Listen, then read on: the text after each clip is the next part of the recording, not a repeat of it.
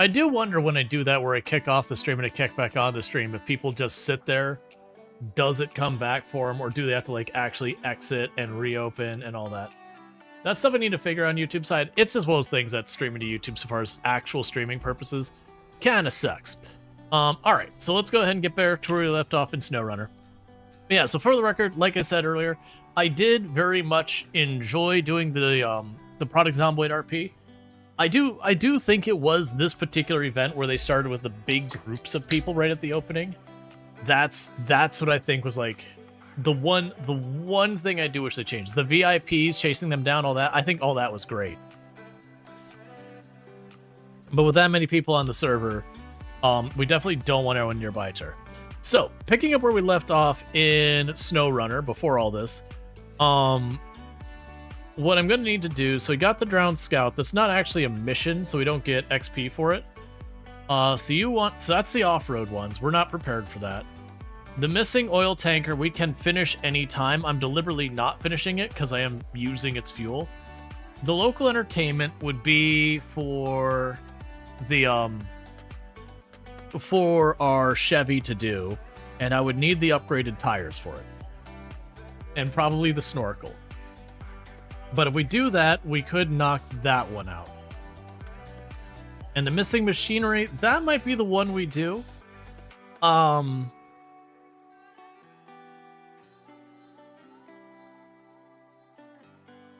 I'm not sure where the actual machinery is. But I believe that's just a matter of having a crane.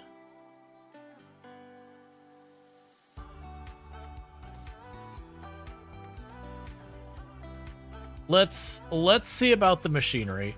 So with that, I'm going to want to take the Freestar over here and hit the garage to get the crane put on it.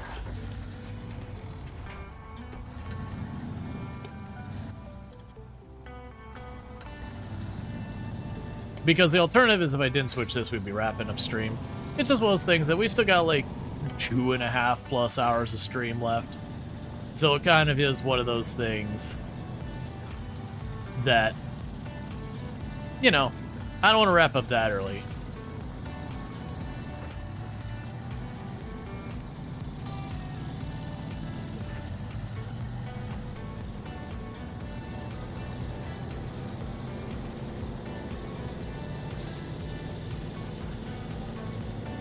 So I'm hoping I'll be able to get away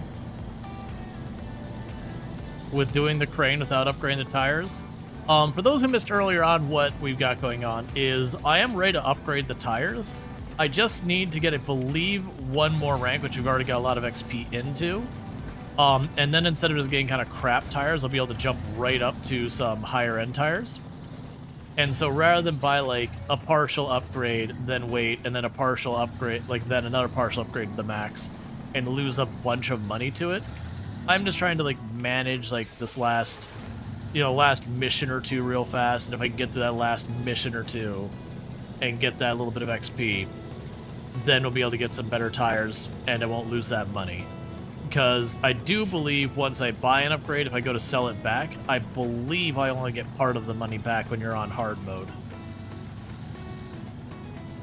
Versus if you're on the regular mode, I believe if you don't get full money back, you get a good amount of it. Okay, so the first thing we definitely need is the crane. Oh, the crane is locked. I thought this was going to be able to do the crane. Never mind. Okay. So let's see. So don't care about that right now. Don't care about that right now. The raised suspension we have to find. Oh, you're not the one that we're getting all the terrain. Okay, so this one can't do this mission right now. So let's back out of that. What we can do then is instead, we've got the scout. The scout's not that upgraded. If we switch our map over to the dam,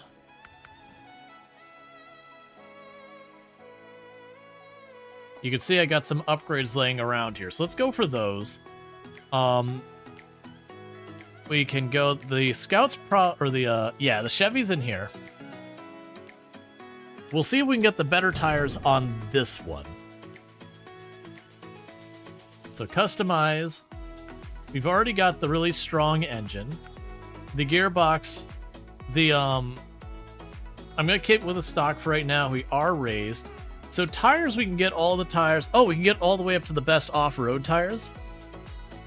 So your profile is good, average, average. Yours is average, excellent, good, and then these ones are that. So I'm okay with buying these tires. So that's going to be necessary for us to actually make progress.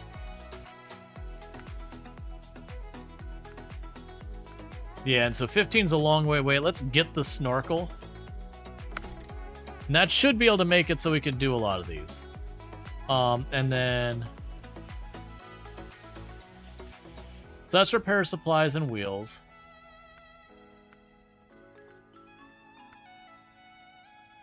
That's fine.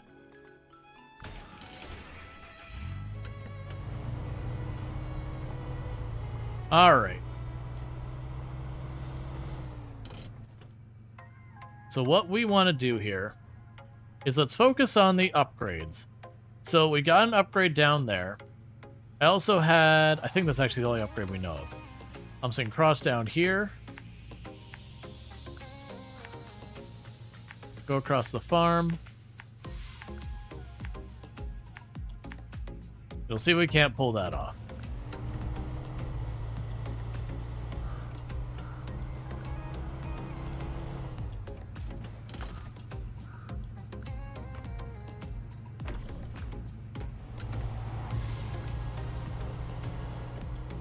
Because we can get ourselves some more upgrades. Because it did mention that we can find the suspension, or the suspension for a Freestar here somewhere.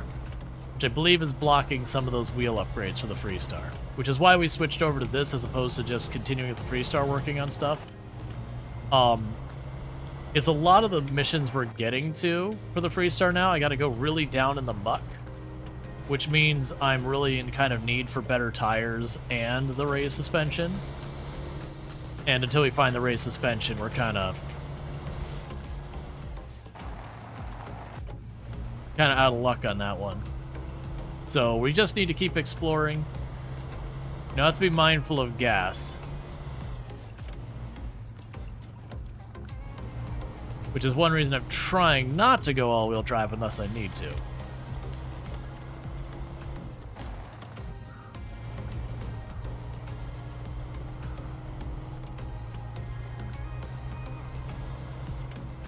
If we follow this, we can get an upgrade. We also need to look for more of the watchtowers. With these tires, there's actually a good chance we could also make our way across where we had gotten stuck previously. Because we're using street tires that don't off-road, like, at all well.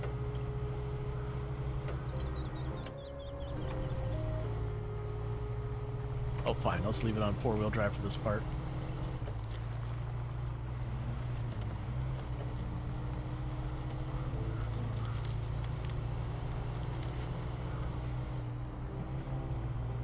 Just turning it off and on doesn't do me a whole lot of good.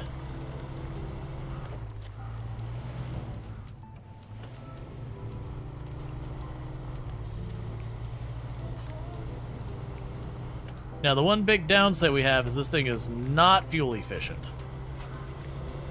It does burn through the gas pretty quickly. As you can see, we've already used almost 10% of the gas in the engine to get as far as we've gotten. So this will be one we will eventually really want to get the gas tank upgrade if we don't end up switching to another vehicle later.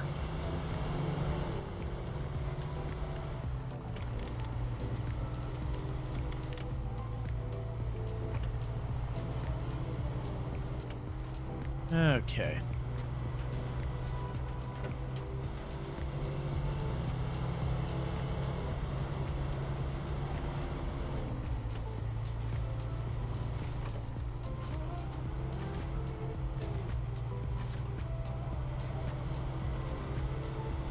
Yeah, so all this is going way faster.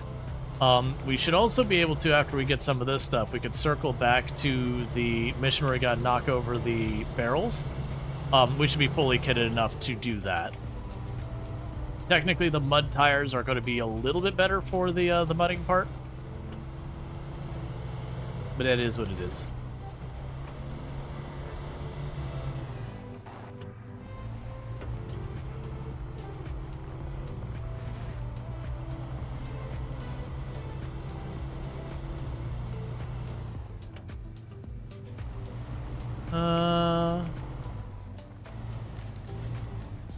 Think you're shallow over here?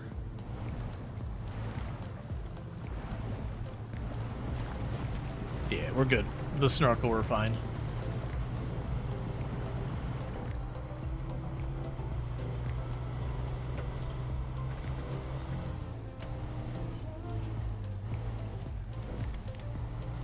It's also a bummer because Undead Baron, I don't think he made it the first night, but he was there. Like, I saw him just briefly.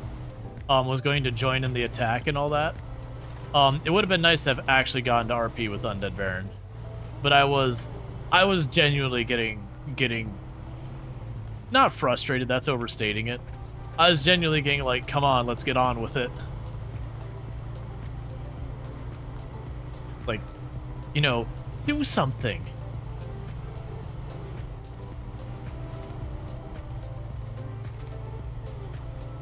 Hang by the side just in case he starts swamping down.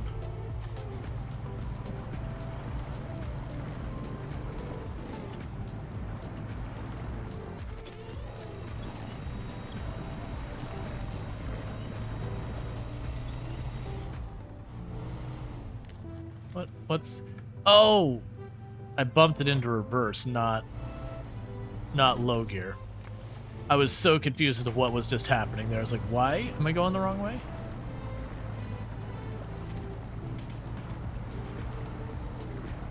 Yeah, so as you can see, where we would just have gotten beached and stuck with our other tires. Well, not fast. I can just go diff lock, low gear, and just kind of paddle my way across.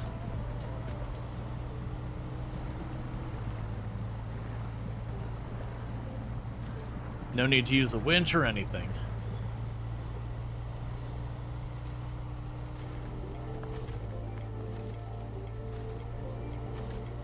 So danger on what can get me stuck in this vehicle is, one, rolling's probably the most likely. Two, if I beach, where like the middle gets in the area. All right, not available for the current vehicle. I believe that goes for one of my other vehicles. So with this, we still got lots of gas. Let's cut down here and go for that watchtower.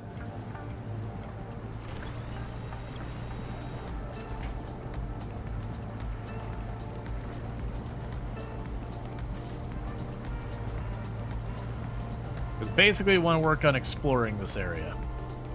Same plan as before. We explore what we can. When I start to get to the point where I can't quite reach out farther because of fuel issues and all that, we look for the places where we can, you know, build bridges, remove rock slides, that kind of thing. And that sort of stuff will let me then have more fuel-efficient routes to take. I'll be able to do stuff like bring one of the gas trailers along. You get the idea. Thus extending my range. Alright, so get rid of the diff lock. That's really kind of only important when you're souped in real good. Just climbing stuff, diff lock doesn't do a whole lot of good for you.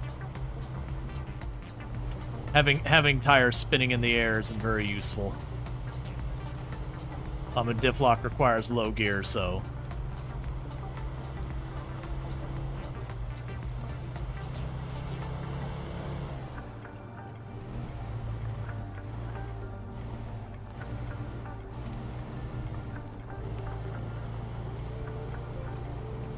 Alright.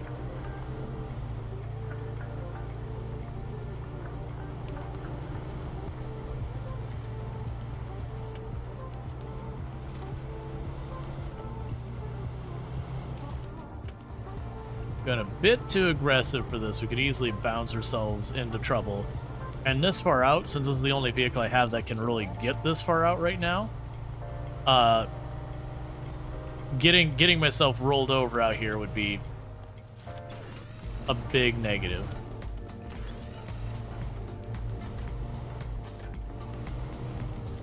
Because then I'd have to try to either one, just basically abandon the car for right now till we get more stuff done and I get something else out here.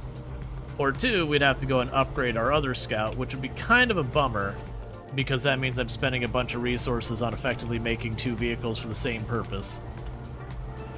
Eventually I'll have like logistic vehicles, and I'll have like two vehicles of this type. You know, one to go out places, the other one to play rescue. Is it the right path or the left path? Right, so we don't know. I'm gonna start with the left path. It looks like there's a road out that way.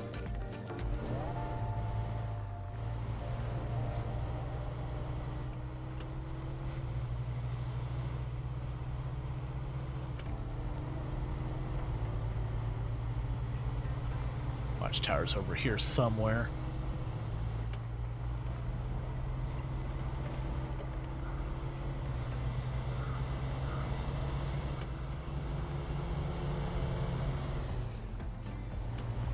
Alright, there's a contract to grab.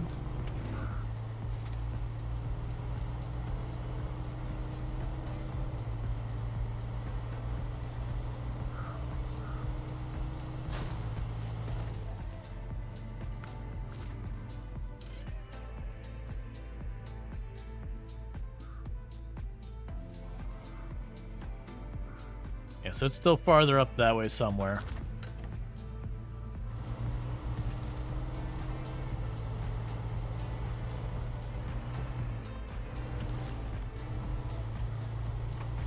Try and help our gas mileage so we have enough to get back to.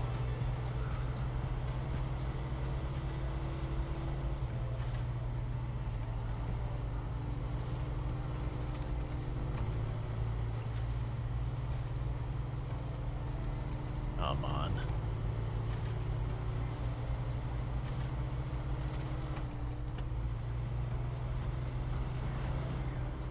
Whoa, you just really went down in there. Okay. Hang on. Was not just digging that deep.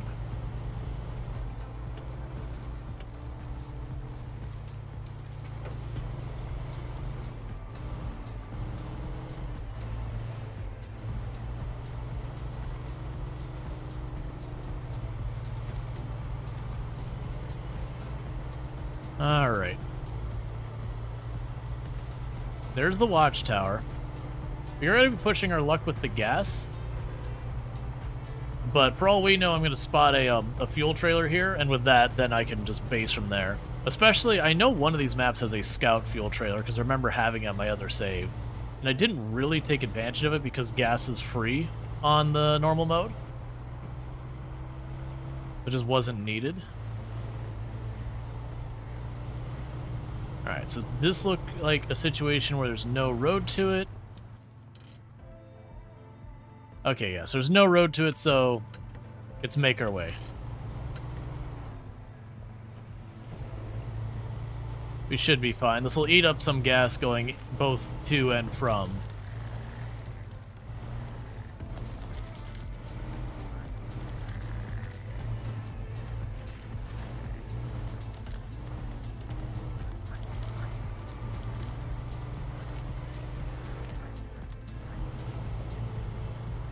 Nice, this isn't as bad as I thought it was going to be.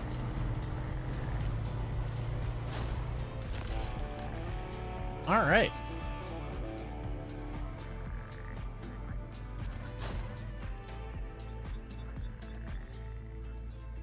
So ramped flatbed trailer, sideboard. Yeah, so unfortunately, and I'm looking closely because sometimes they'll have trailers in that you can't see. Like from that kind of thing, but you can see with your eyes. Okay. So it looks like we've actually explored everything over on this end of things. So let's cross back the way we came. And so what needs to happen now is I need to get back over here where we've got our gas trailer. And then it'll be a matter of trying to get down here. To this watchtower. Which shouldn't be too bad. Just trying to figure out our route.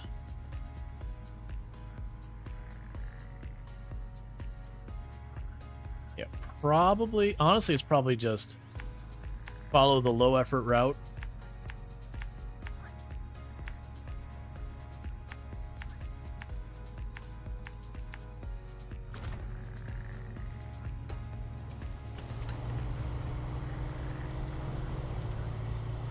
Okay, but nevertheless, we've already gotten one upgrade, and we got our watchtower upgrade. Or not upgrade. We've got our watchtower, which gives me more visibility on the map. We did see that there was another quest up there. It's a bit out of the ways, and we are just barely over half a tank of fuel.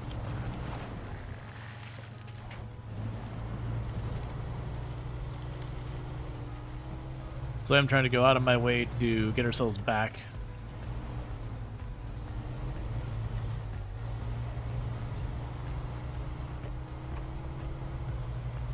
Alright.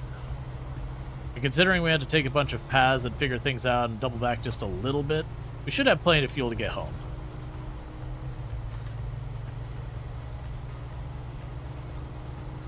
Because we also don't need the whole getting really down in the mud to get the upgrade and all that.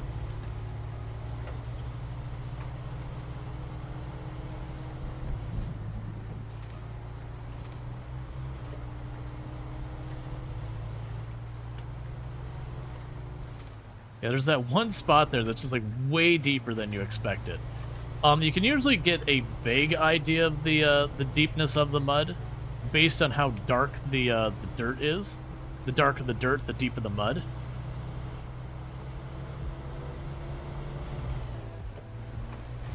When you're kind of zooming along, it can be a little trickier.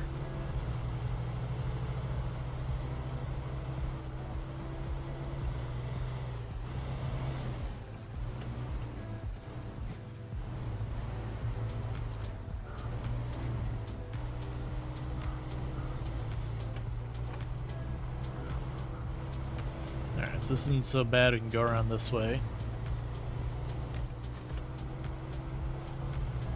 Which, for the record, North Michigan does actually get really, really wet and swampy, usually during the spring. You'll have like all the snow just melted, get a bit of rain there, because there is actually a pretty decent amount of perspiration and humidity. Precipitation, not perspiration. Very different circumstances.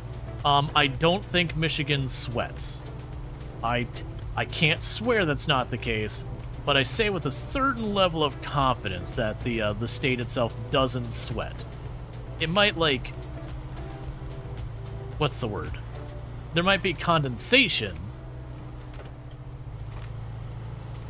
But yeah. But yeah, it's actually one of the things that can be a little difficult, because Michigan is one of those states that...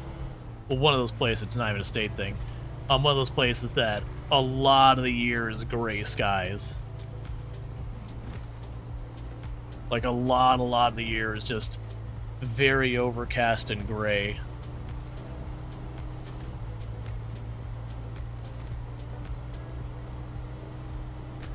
Not as bad as the rain front like parts of Oregon and Washington. Not quite that level of just dreary and drizzle, but definitely lots of overcast and rainy.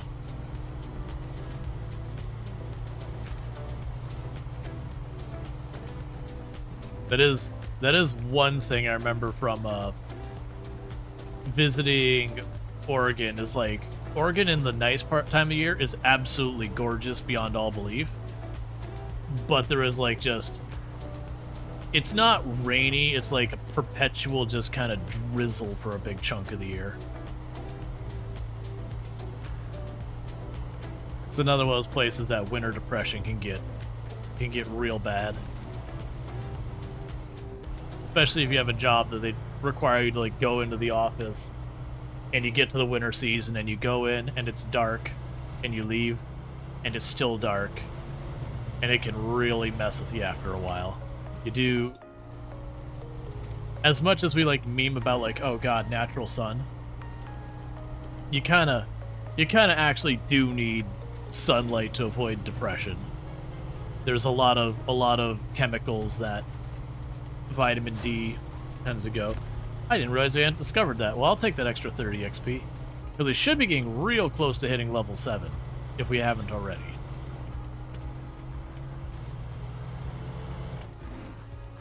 Does it have a large vampire population? No. I've never seen any sparkles in the distance. So yeah.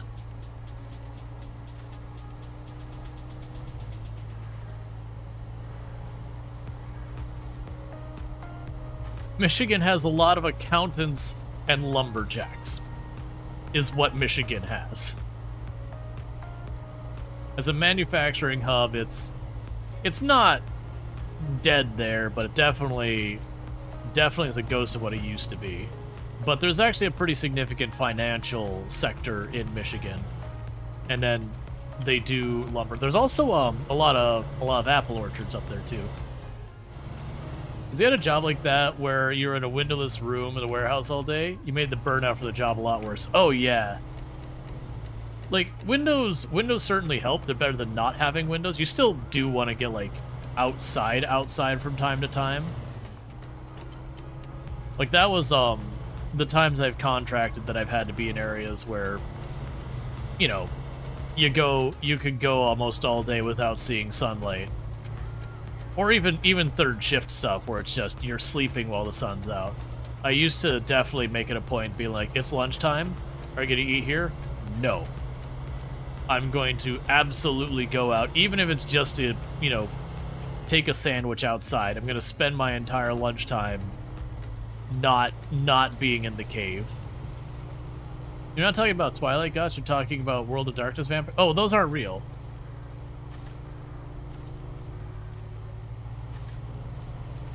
Everyone knows Vampire Sparkle.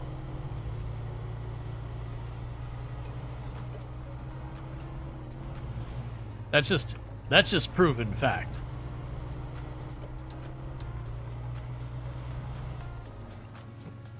It's also proven fact that like garlic, the Bible, and all those things don't really do anything to them. Stake to the Heart does, but I mean that's not really because they've got like some, you know, weird vulnerability to stakes in the heart. You're still just stabbing something in the heart with a stake. It doesn't need to be wood. You've impaled a heart, and that's kind of an important organ.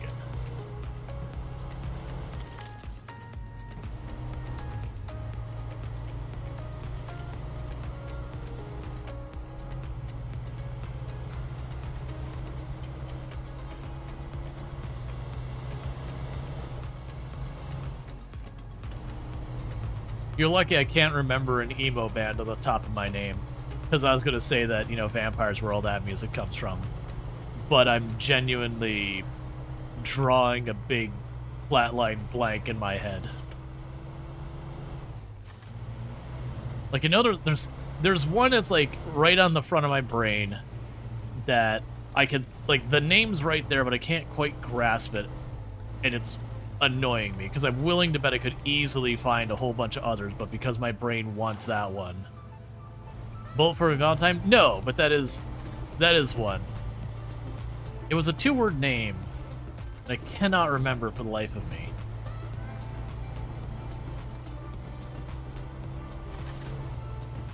Would you consider a Green Day an emo band? I mean, all their music sounds the same, but it's not... I don't know.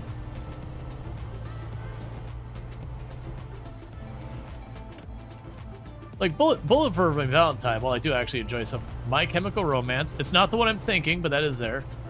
Emo punk, close enough.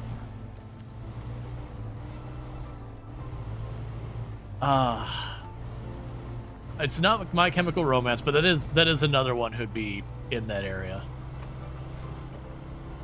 Him? I don't... You're using acronyms, so I don't know.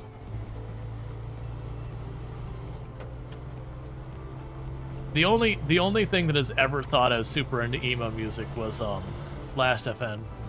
Evanescence? No. Man. Maybe it was something Rejects? I'm blanking.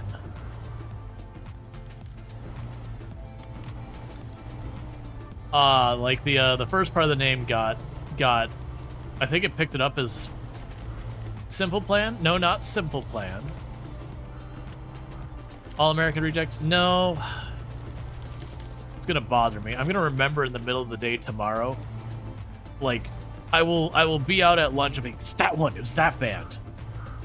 And then I'll pop on here and be like, you remember that thing I got all stuck on yesterday? And everyone will be like, I have no idea what you're talking about.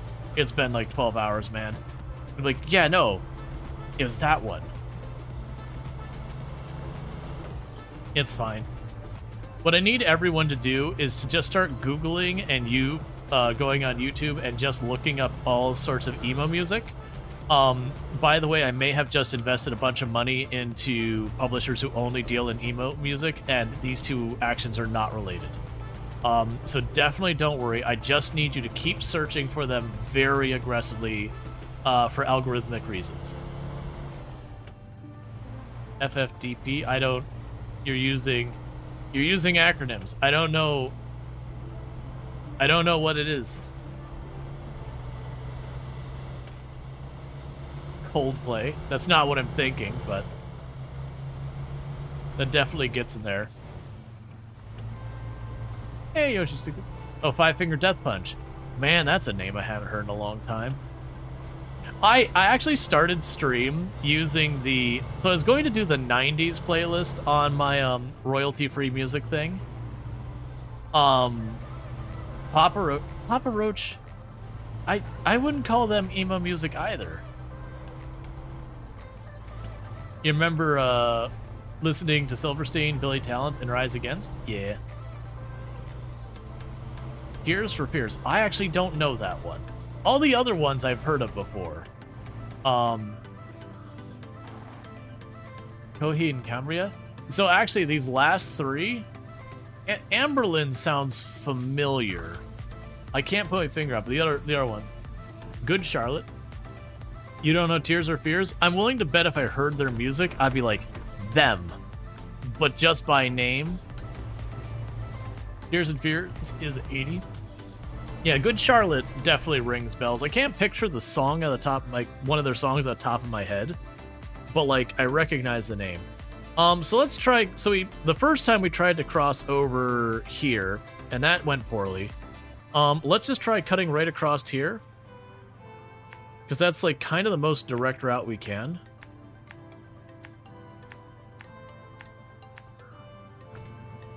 So I'm hoping we'll have the most gas. Bullet for My Valentine. That's one I definitely recognize the name. But yeah, so back to the saying. So I pulled up the 90s, and because it's not like the 90s rock, the 90s electronica, the 90s whatever, it's just the 90s. It was super whiplashy music. We were like, oh yeah, some like alt rock, indie rock, you know, all those kind of thing. Everyone Wants to Rule the World. That is a name that I have long since forgotten. Like that, like just, there was a lot of that time frame that my brain is like, nope, we're not keeping that. Like I recognize the name. That is Tears for Fears? Gotcha. Oh, okay. I didn't recognize the band name. Yeah. My brain is trying to put the song as the band name. Yeah. I gotcha. I know who it is then. Yeah, I've heard them.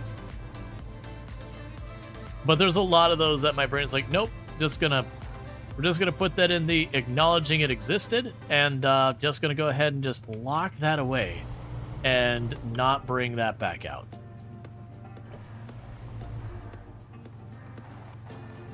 I forgot.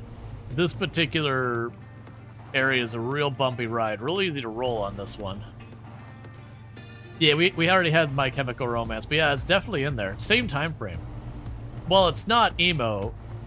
That's also the time that you had a lot of like Creed stuff was real popular too.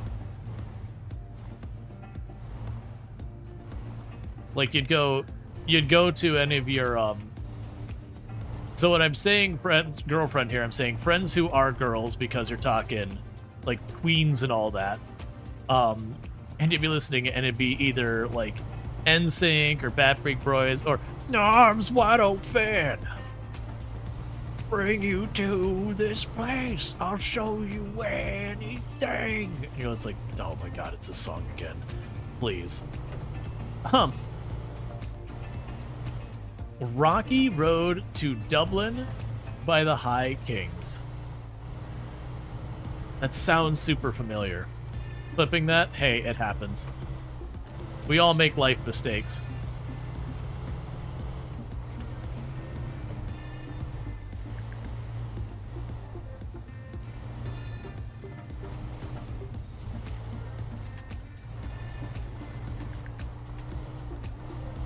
Dropkick Murphys. Yeah, I remember Dropkick Murphys. Oh man. Flogging Molly, that's the one that's coming to my head. That's not the emo band I was thinking of early. Flogging Molly is another one. Oh, that was a turn back there. I used to really, really listen to a lot of Flogging Molly back in the day. Like, it wasn't always like my go-to kind of music, but it was kind of one of those ones you just got in a mood for, and you're like, yep, we're gonna do this. I almost saw them in concert. So I didn't go to very many concerts when I was younger. It was just never my thing, which, again, circling back, may have been related to overstimulation, ADHD things that back then I didn't know I had ADHD, but in the rearview mirror lens, you're like, oh wait, it makes sense that I really didn't like places that I found very overstimulating. Before I had any idea what any of those words were. The one concert I really wanted to go to, I got tickets, and I was all geared to go, and then the band broke up. At the concert immediately before the ones I'd gotten tickets for was Nightwish. I was really excited to see Nightwish, like, live. Because there's just not many bands I really care, like, you know, I love their music, but it's like seeing it live, I'm like, meh. But like old school Nightwish, back before the singer dropped, I was pretty bummed I missed on that because the band broke up. And then Ticketmaster, it's like, so you're gonna give me a refund on that concert I'm not gonna go to, right? And Ticketmaster was like, ha ha ha, we're not responsible for the band breaking up. Screw you, this is our money.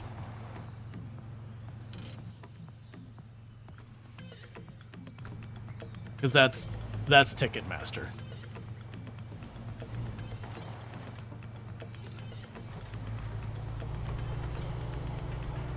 Luckily, it wasn't a super expensive concert. I also didn't get, like, any of, like, the big perks. It was like, look, man, I don't need to be, like, front and center in, like, the best seats. I just want to make it there. I did get to see, BT I got to see in concert. Well, it was concert? I'm not sure you'd call it a concert, as well as things like a whole bunch of bands go to, like, almost a block party thing, and they have, like, the whole thing. You saw Nightwish before they were cool? So cool. No.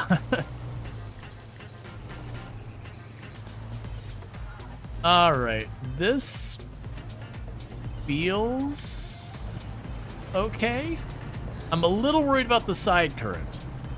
Because if the side current gets bad, I don't think I have something to anchor to avoid being washed away. You think it released Oceanborn? Gotcha. Yeah, so I saw, man, there was like four, they were like really popular, I'm gonna put them under the vague electronica, techno, trance kind of thing. So I got to see BT in person. I'm blanking on her name, but there was one lady who was like big at that time frame. Like this is like 2002 to 2005.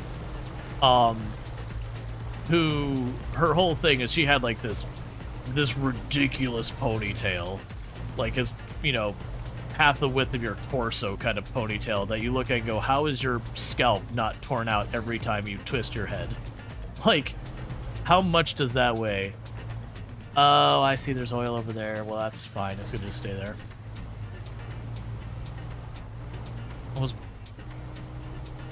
Ah, man. There's like 2 or 3 other bands I saw. Like, I remember really enjoying that. And I was a goody two-shoes, but I had a couple of buddies who jumped one of the fences back to the backstage area. And security caught them. Because, I mean... Hey, what's that over there? Ah, that's a lost trailer. Okay. got excited it might be an upgrade. But I've had a couple buddies jump the fence, and I wasn't immediately around them. I can't remember what I was doing. But they jumped the fence and got caught, but BT was back there. And even though very clearly they weren't with BT, BT's like, no, man, they're with me. And so, like, he was like, hey, you enjoying the concert and all that? Look, man, they gave me melon, like a whole lot of melon. I need you to help me eat this melon. And so they ate melon with BT. It was a weird story. And apparently they gave him a lot of melon.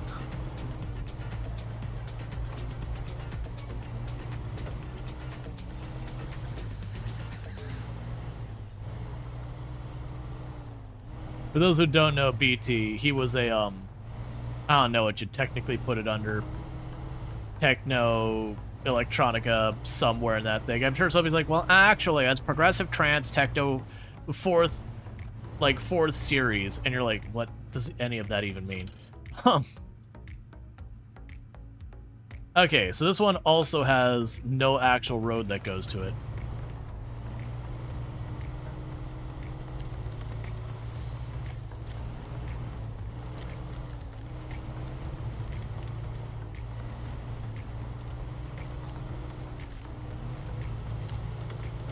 Actually, I thought I was going to have to, like, really fight through some of those branches, not just have a straight-on shot right up the hill. I'll take my free wins. All right.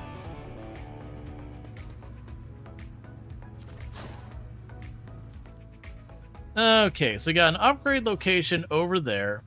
We've got a quest there and a quest there. So if we go to that, that almost goes straight to where we want to be for the upgrade. And honestly, we can probably make it to that watchtower before we have to drop back. So let's go here. Oh, I didn't check to see if there's any vehicles or anything. Okay. So yeah, so let's go to that road. We can pop over here, pop over there, get up there. And then maybe we'll have enough to go for the watchtower.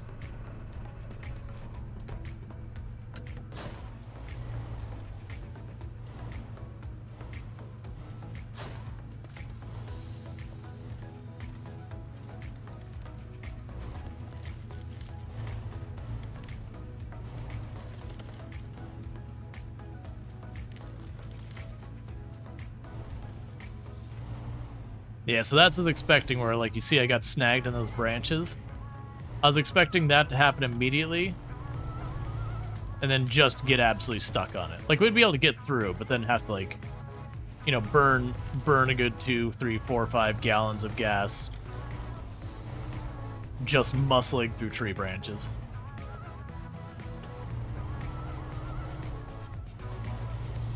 And I definitely spent a good amount of time, like, growing up, I definitely liked a lot of, like, alt-rock, indie rock, that kind of stuff.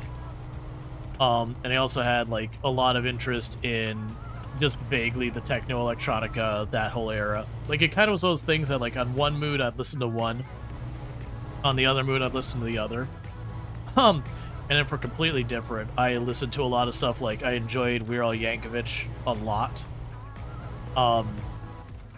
It wouldn't be too much after that,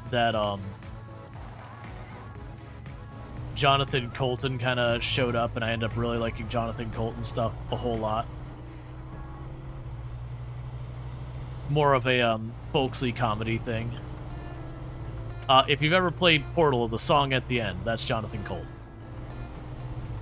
Or if you ever heard the song Code Monkey, that's also Joko.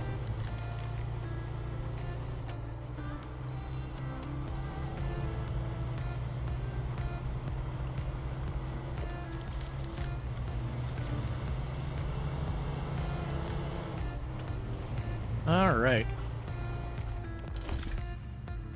Cool, so we got the GMC. We got an upgrade for it. We just drop back down here. Now we're pushing our limit a little bit.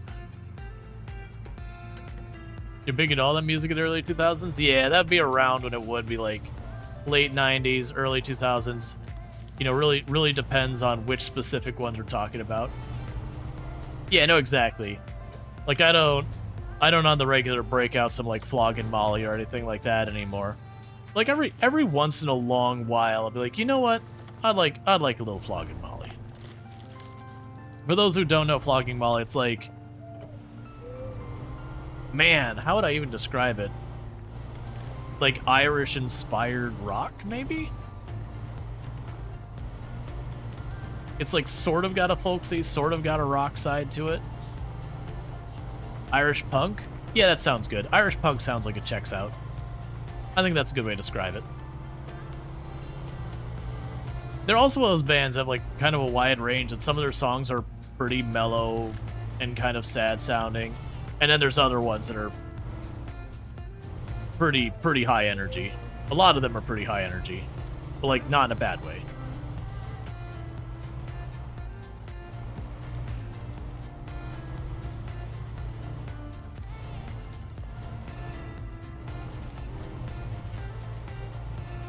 Yeah, so those tire upgrades, doing us a little work here. You gotta watch. Almost all of these hills have been at a pretty good, like, 25, 30 degree angle. Enough that, like, a little bounce probably won't roll you, or, like, just taking it wrong immediately won't roll you. But definitely on that range, if you just turn it wrong, you could easily just tumble.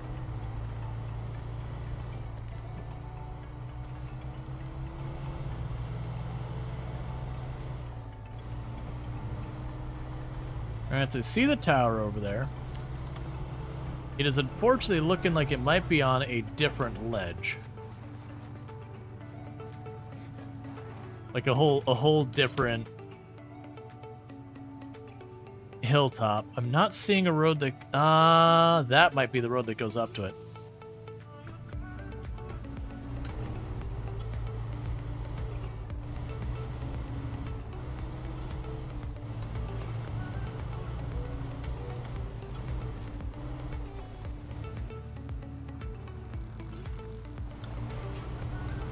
I'd be a bit more confident trying to cross over to it if I wasn't in the middle of the night, could actually see what I was doing.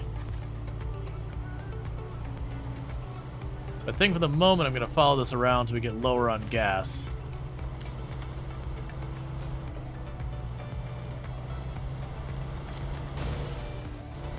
Cool. I didn't want those wheels anyways.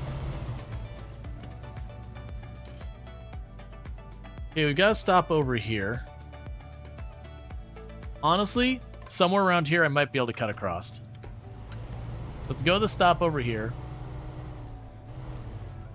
As your parents and friends worked at a radio, and one day he gifted you his first ever CDs. It was Bumpunk MCs and Metallica. Both got me in love with those types of music. I can see that. Like getting that kind of like personal experience to it. There's two trailers there. Alright. Yeah, so I'm not seeing a distinct road. That might be a road there. I'm going to try to go something like that, though. Because if we're careful, I think we'll be able to pull that off, and if we see a road, we just take the road back. As long as the hills don't get too steep or too dense of trees that I can't make it through.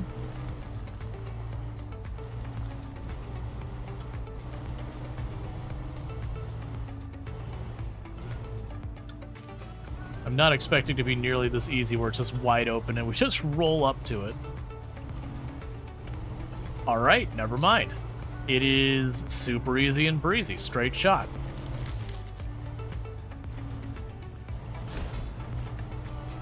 Oh! I was all excited for rank 7. We're rank 5.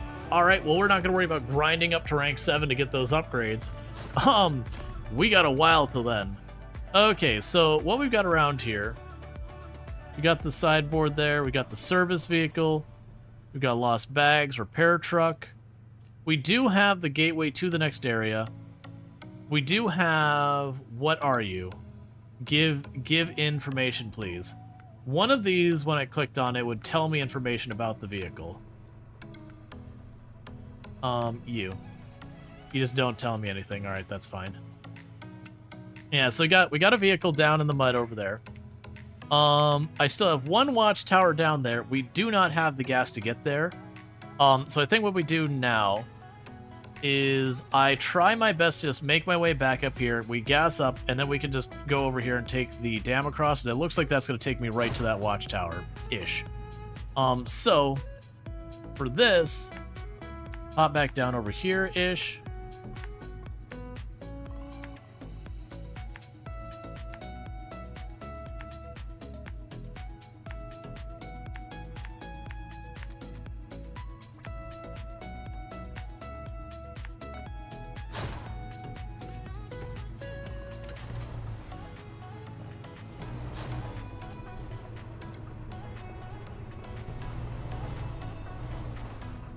All right, we're officially at half our gas tank, which is why we're heading back.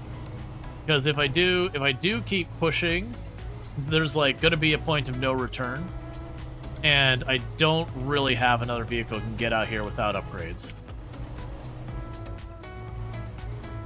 We talked about older music stuff, bringing back memories of wandering around the neighborhood with a Walkman shoved awkwardly in your pocket.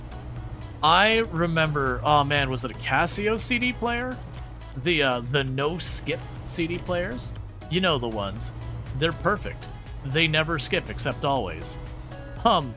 Where it was like, you don't walk around with your CD player.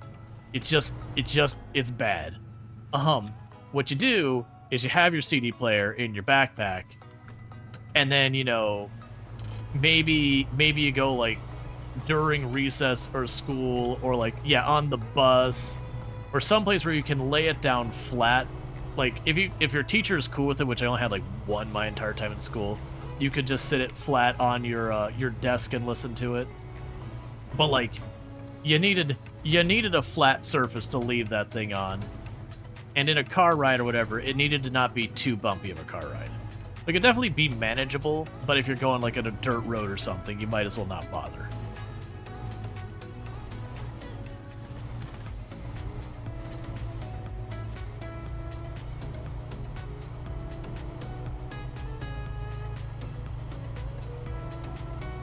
I remember also I had 2 boom boxes at different points in my life.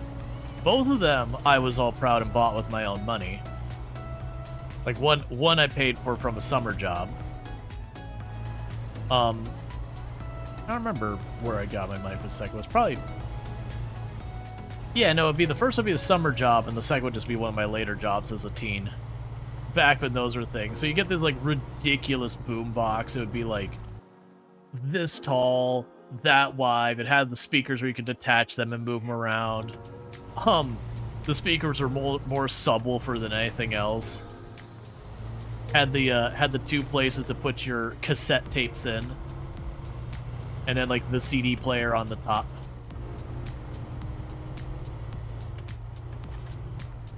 They were all designed in mind where you could turn on the radio and then record. And the DJ would always interrupt the end or the beginning of the song. Always interrupt the end of the beginning of songs. So you could never get a clean recording.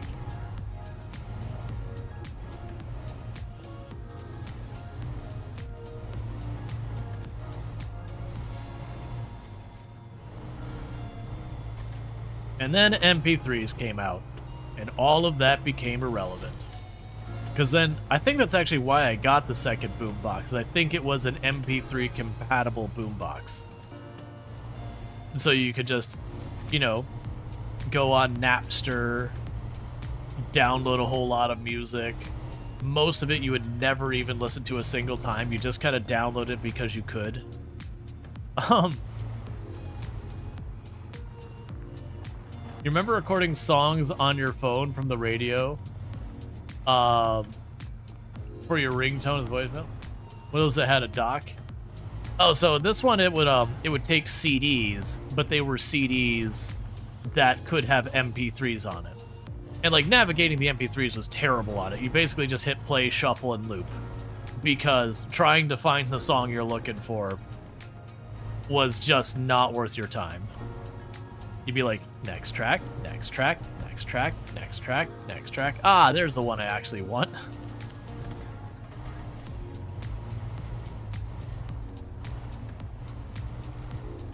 That suddenly reminds me, there was a I remember reading in the news, I can't remember what game it was. It was a pretty big game its time, like late 90s. That there was a thing that was basically saying almost every copy of the game has been lost. And what had happened is they had basically burned all the copies to cheap CDRs when they sold it. And for those who don't know, most of your CDs don't actually have, like, they have a very limited shelf life. It's like 10, 15 plus years is the life expectancy, and you can obviously get them well past that. But generally speaking, the CDs don't last forever.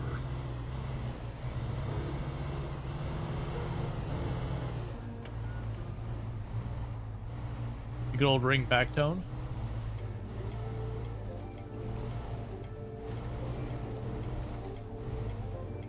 Oh yeah, where people would record the dial tone for like when you want to get long distance phone freaking.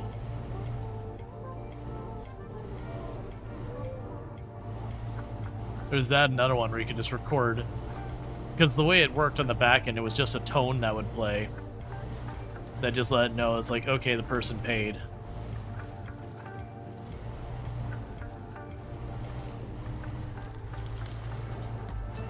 So it's a trick to get yourself free long distance. That wasn't something, like, I was too young to have any clue how to do all that, but it was really cool, like, hearing about it later, having people demonstrate how it worked and all that, and you're like, oh man.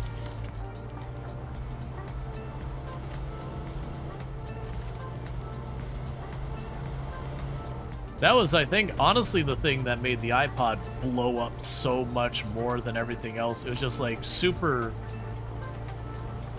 straightforward, simple UI. You just dumped MP3s on it. Like, it just had a handful of buttons, just like fast forward and all that. They were super duper light. Like, iPods were way ahead of their time. They weren't technically the very first MP3 player by a margin, but they kind of took where a lot of MP3 players were a bit of a mess.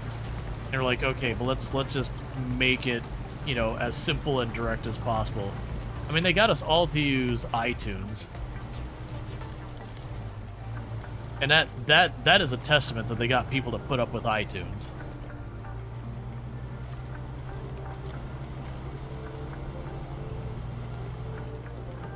Because using iTunes back in the days of Winamp and everything else,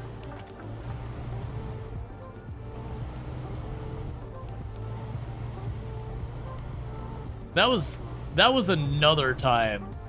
To me, Microsoft has a very long tendency of coming up with a product, investing in that product, you know, fighting with the competition, slowly fighting that uphill battle to the point of just beginning to become relevant, and then killing the product line off before it has any success. And that was Zune. Like, early days Zune, like, at the very, very beginning was comparable with what was available, but then the competition just left it in the dust. And then eventually they started going with, like, a lot of the really cool premium features, you know, hey, it's not, you know, the iPod Nano or the iPod whatever. Like, it's got way more features than those ones, and a lot of them are pretty slick stuff. But by then, you know, iPod had established itself as, like, the big name, and they were starting to gain market share. They were still not big, but they were actually starting to carve out some market share for themselves, and then Microsoft killed it. Which is one of those things you're like, you've already invested all of this money. Why would you stop at the finish line? Because I also imagine, with as much as they were building up the Zune, I think if they would have stuck with it, they would have been in a far better position to then move on to the smartphone market. Because, you know, you would already have had, like, brand recognition on Zune. You would have already been making what basically was everything a cell phone needs except the antenna and the microphone. So it'd be pretty easy to just slot those in and, you know, clean up a little bit. But that, you know, no one knew that was going to be a big thing yet. Like, don't get me wrong, the first iPhone came out before Zune died. But it's just kind of one of those things that in an alternate universe where they didn't bail on it, we might have had like a strong competitor for the iPhone pretty early on in its life. And that could have changed the entire everything about smartphones, like what prices we expect to pay, you know, those things. All right. Or BlackBerry could, man. BlackBerry, that is a perfect case study of a company who watched the market change around them and did absolutely nothing. Just was like, no, we're good. We don't need to change anything. We're just happy to keep our professional business right here. Not realizing very often personal preferences will shape your professional preferences. There's a reason stuff like iPhone broke into the professional sphere for a long time and BlackBerry fell into the wayside. People got comfortable with things like the iPhone and all that. They didn't have to be trained on how to use it because they already were using it on their own time. But BlackBerry was a very weird company. Like, they had a lot of successes, but they had this like weird dual CEO-ship thing going on. And they definitely like were very complacent in that, no, we've got our market, we are the business professional phone, and we are content to stay here.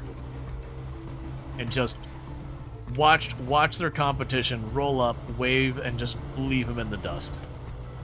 When they could have easily had a much bigger, like, we could be sitting here today talking about, oh man, what's BlackBerry's newest one? Like, have like the Intel AMD kind of fight, but it'd be BlackBerry and iPhone. One, Android. Honestly, in a world that BlackBerry's still relevant, I think Android would have been the one who suffered more than iPhone. Yeah, they did stop innovating. They got complacent. It's real easy to get there. That's, like, and their problem is they looked at it as in they didn't have a competitor. That for business professional phones, that they were the only kid on the block.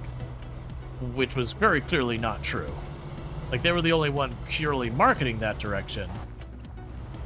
But they clearly weren't the only one actually in that market. Which is the same thing I see happen with a lot of companies who don't make it.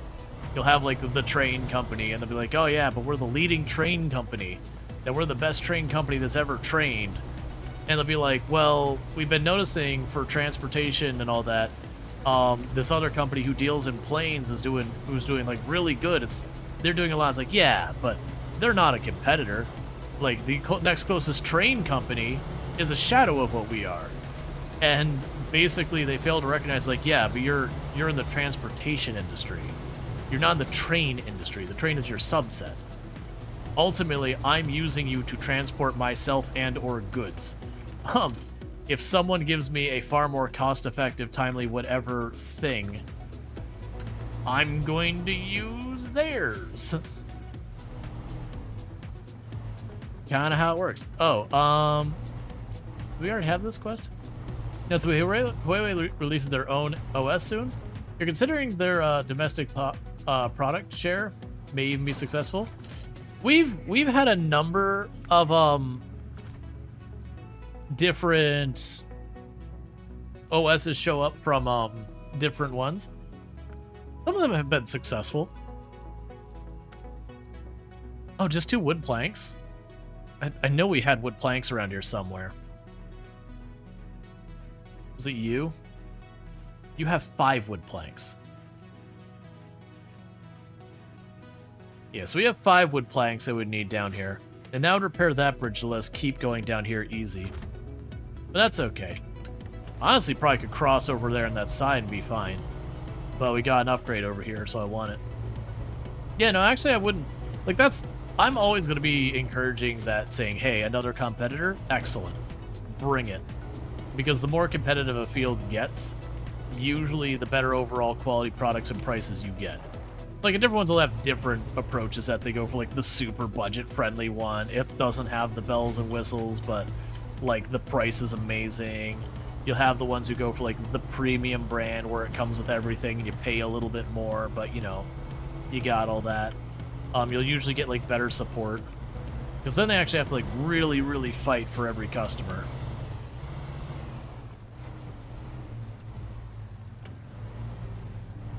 Yep.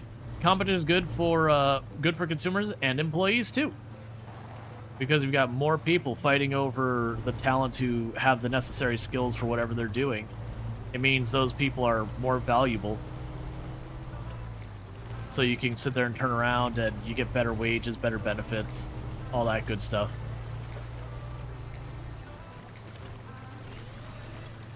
Maybe don't go quite so ambitious over here.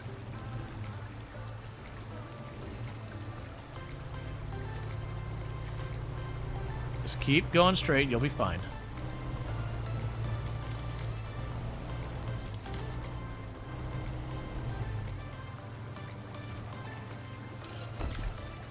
Alright, four-wheel engageable, all-wheel drive on the White Star. I don't have that vehicle, so that doesn't mean a whole lot to me. But, you know, I have it, I guess. Alright, so let's follow this road around, because that'll detour us past the gap in the bridge. And then we're just going to zoom somewhere down there, and that'll get us our last watchtower. This is definitely one of those things to reach the next map, that island map.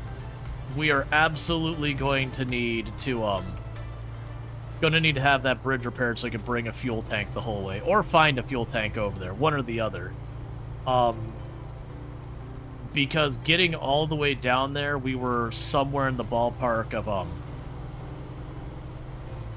like just over half our tank, which means I could go in the new map, take one look, and go, that's pretty. Well, I gotta go back because I don't have enough gas to do anything. Like, I can't get back if I don't refuel, like, start heading back now. Let's go this way. It doesn't look as bad.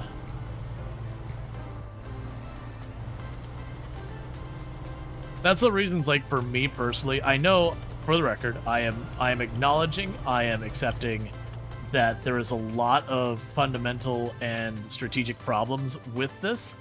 I would 100% be on board with having policy that was like, hey, the moment your company has over 20% market share in any market, they're physically not allowed to acquire or merge into any other company.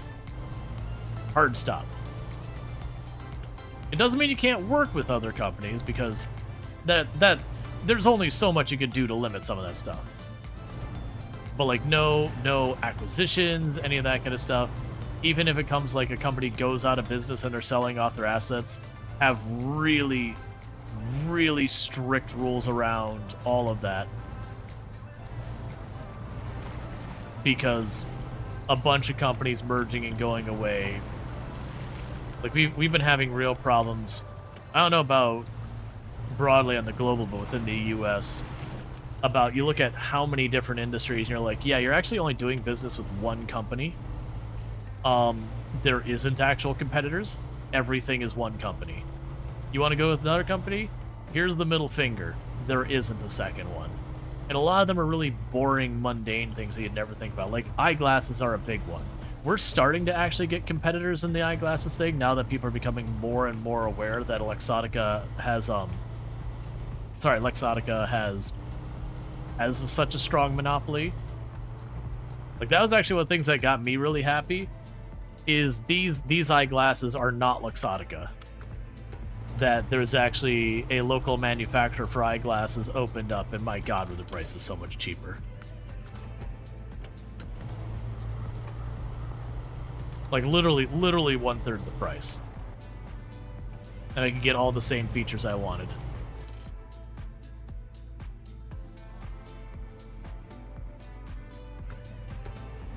Alright, so we still got plenty of gas left.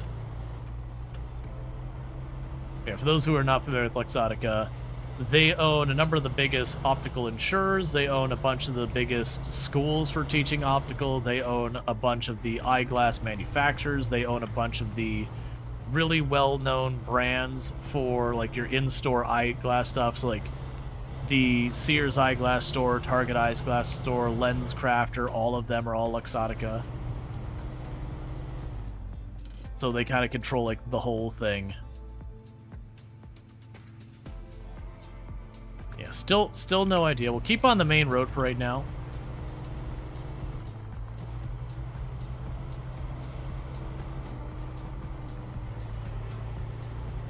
But yeah, it does seem like if I get that last segment there fixed, we can then take our big vehicle straight across the bridge, straight across that that land bridge we would be making, of like the wood bridge. And from that wood bridge, is that where I have a Mark II there? No. Get rid of that mark. Get rid of this mark. Honestly, we'll just keep the mark that goes straight there, and then just keep going around until we see that start going down. Or we see a dirt road that does appear to go, like, pretty much in line with that. But yeah, so you can see we could take the big gas trailer on this there, because it's like, now it's just the big main road. And that would let me position one of the gas trailers far more strategically for doing all stuff in the area. I honestly wonder if it'd be worth my time to grab the really, really big gas trailer from the other map and start dragging it along this whole way and use that as a stage of operations, because I know it'll be way worse to move, but it's also obnoxiously large.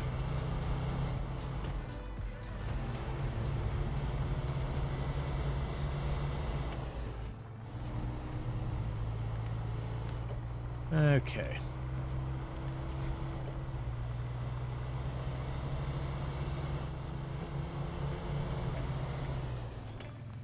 Let's see, I always order glasses from, let's see, AliExpress. It won't even be bad. Just make sure you give them the full info for your eyesight. Yeah. Well, mine I was able to actually get them in store and try them on and have the guarantees of being them in the store. And I do know the place I got is a independent practice, because that's one place that there are a lot of doctors who are not part of Luxottica out there. So they had like a lot of the big brands, like, you know, the Luxottica ones, because people want them. Because it's names they recognize and all that. But like they had a whole section of the store that was like, hey, these 3 or 4 brands are all like locally manufactured, you know, all that kind of stuff. Not part of... They didn't call out not part of Luxottica verbally, but like locally owned, all that stuff. And they weren't part of the Luxottica umbrella.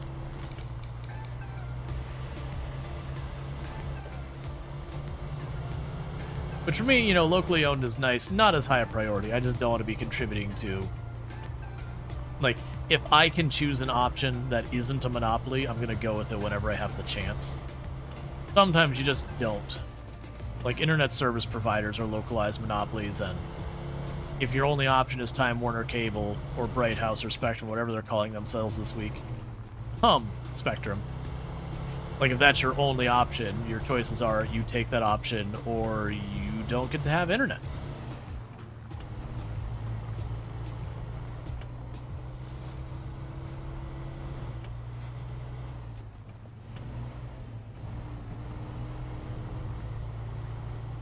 We need to get up there soon, because we're starting to push the limits on our gas here.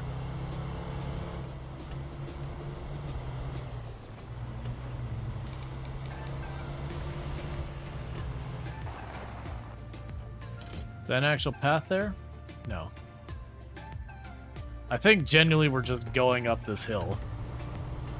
And that this is going to be near the top of the hill.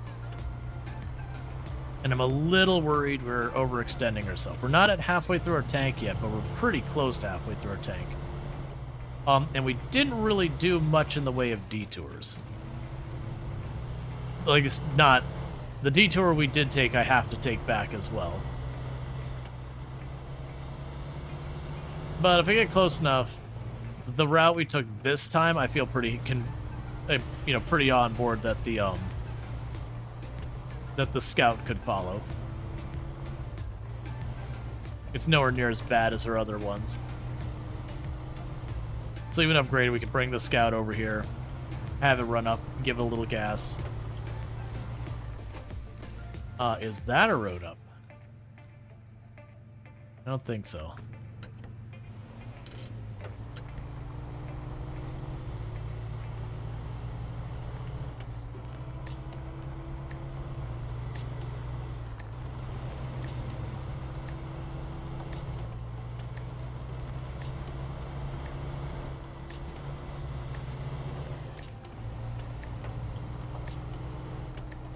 Okay. One more gallon till half tank. I'm gonna push it because, like I said, I think I'd be able to get 90-ish% of the way back, and then just I could send in our vehicle to play rescue. I'd be close enough. I wouldn't have to worry about can the other vehicle make it or not. It'd just be a bummer to go this far and not at least get the thing I'm after.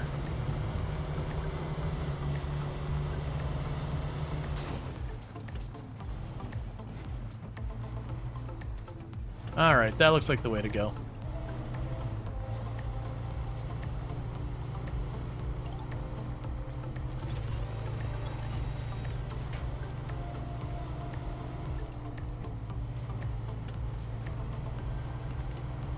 Okay, don't fight me too hard in this. Because the harder you fight me getting up here, the more tenuous the gas situation gets. Try and go straight up this, because that's got a steep angle. Ooh, you got a real steep angle, so let's go not on the path, but to the side of the path.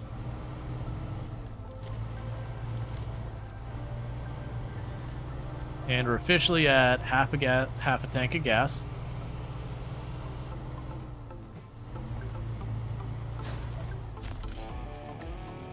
But we did get it, so in theory we should be good to go back. So we have an upgrade location all the way down there, which is unfortunately all the way up here and around, unless we can manage to cut across here. That part looked like it might actually be doable. That's clearly doable. We also have an upgrade location there, so I've got 3 upgrade locations. Okay, all right, so we definitely want to get the trailer down here. This upgrade location up here, I can do that if I go back, get gas, and come back down. That one I could probably do. This one I think is out of range. So we'll definitely want to go for that. But first of all, actually, do we want to move the gas trailer up? Let's move the gas trailer up first. So hey, you, it is what I did, but it's not what I wanted to do. Let's take you. Not worry about you for a minute. We can pop back over here to the Freestar, which I think is in this garage. Actually, I don't even need the Freestar. Where is my other truck? Nah, it's fine. We can grab the Freestar. I'm trying to think how I want to do that, because this one here, I'm still draining. So let's grab the Freestar. We'll do that. We'll also check to see if there's any important upgrades I can get for the Freestar while we're here. Because also I haven't been paying super attention to what we get. Yeah, so you don't have a lot of the upgrades. So I can get the snorkel. I don't think we need that yet. It'd be nice, but I don't think that's that important. For the fuel tanks, I think I want the saddle low. I think. Either saddle low or no saddle required, depending on which type it is.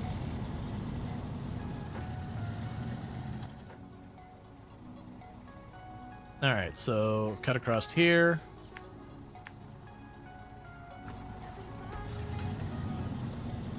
Let's go over the mountain this time. Yeah, because what I'm going to do is I'm going to grab one of the gas tanks.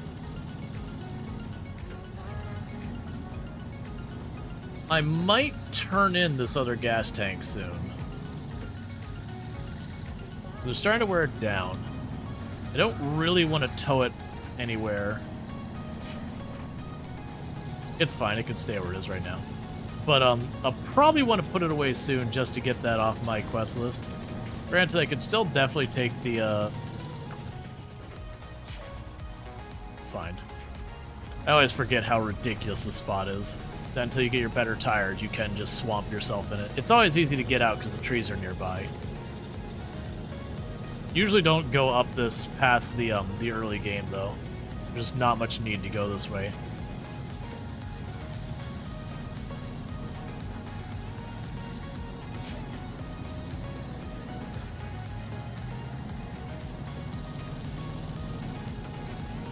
In hindsight, I probably should have grabbed the service truck and bring it out here.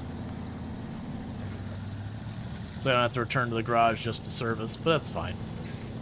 We've seen other service trucks. We haven't really used them. I've been pretty happy with the amount of damage we've done to the vehicles. I have been doing a little bit here and there, like 1 or 2 points of engine damage every couple of missions. The occasional hit to a tire or suspension. But generally speaking, it's been pretty mild.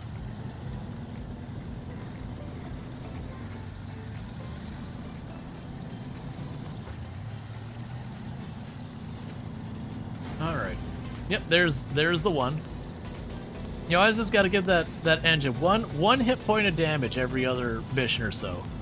Just remind it that it's only here because you allow it.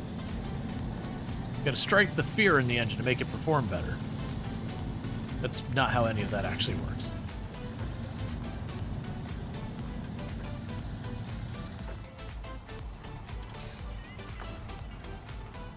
So refuel. Alright, so what I'm going to try to do... Can I grab this trailer with what I have?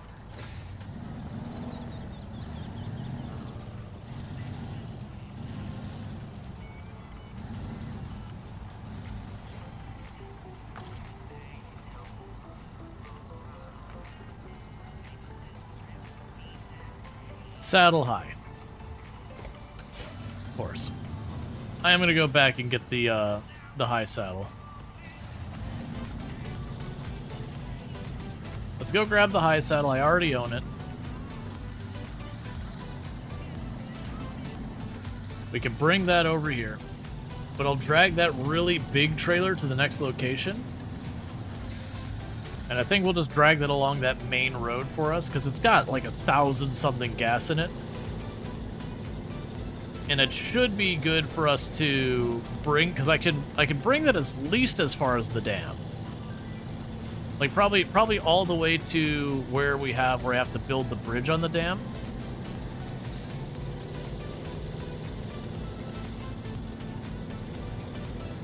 And so with that, then I'll be able to go and get the scout.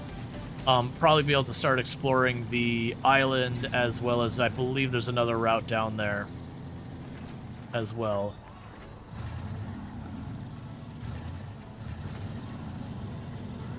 And I think while we're over here, if I could drag the service vehicle, I'll go the long way around, but I'll bring the service vehicle with us too. Not all the way to the art place, because I can't tow 2 things at the same time. But bring it out to that gas station versus keeping it back at the garage. And we can bring it around. I will need to see when the service vehicle gets low on supplies, like, what do I have to do to restock it? Do I have to, like, just sell it and buy a new service vehicle? Is there a warehouse that has, like, service, not parts, but you get the idea. The repair materials for cheaper than it would be for me to repair my own vehicles on my own. Alright, so we needed the saddle high for the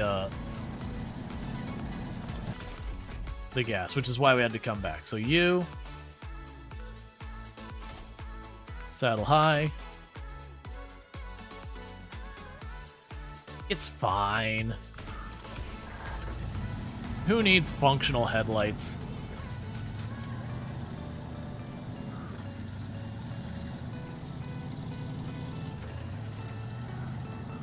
So what do we have here so far as our trailers?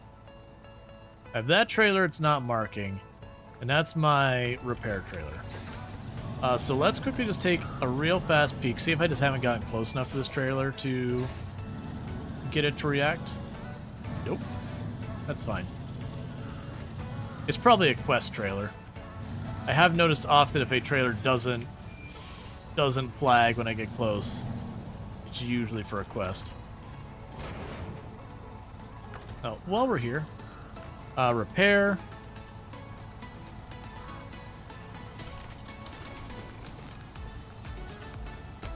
All right, all patched up.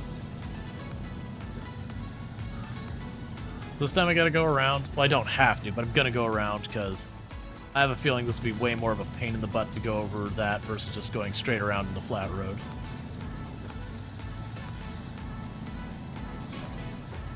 Okay.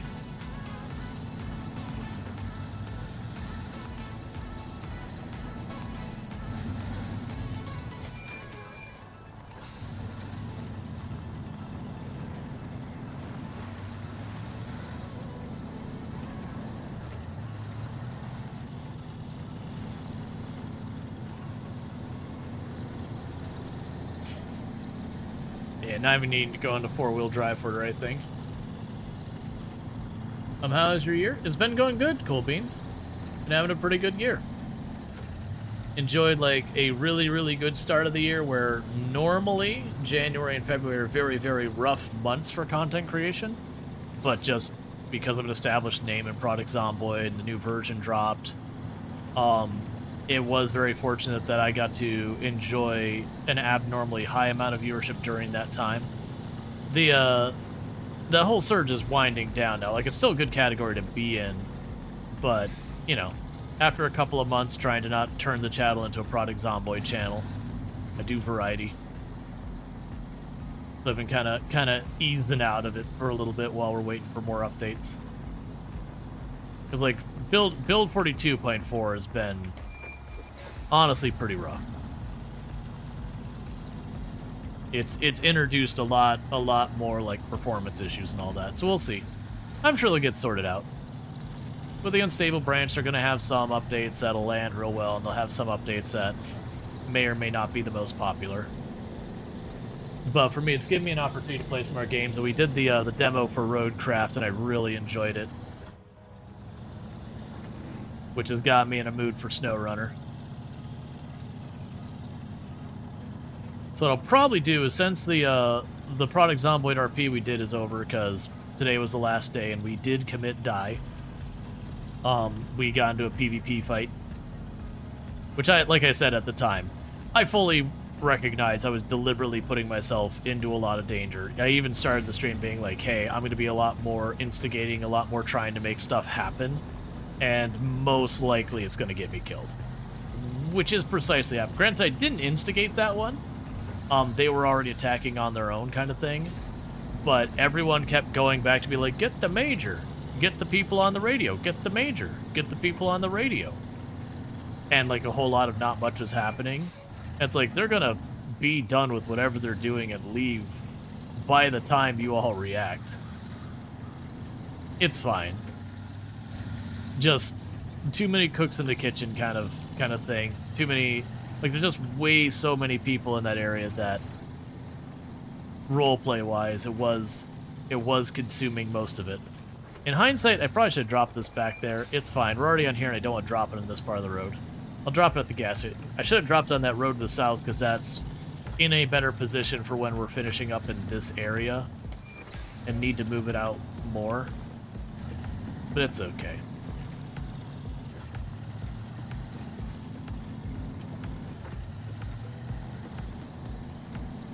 Yeah.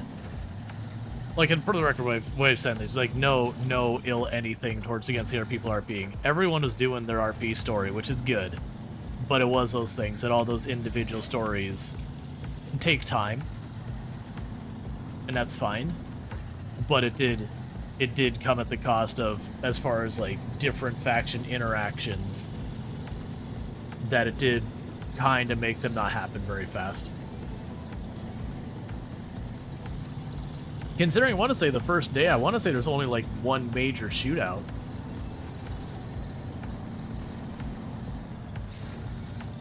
Like one major, like, big action versus just the occasional different people causing trouble. Like, lots of stuff was happening within the factions themselves,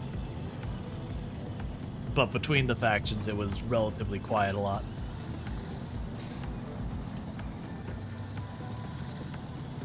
At least from my personal opinion. People might disagree, which is totally fine. I am not leaving myself much room to put vehicles here where they're not just in the way. I am creating a parking lot here. On a 2-lane road. I think that's about as good as we're going to get without it being even more of a hassle.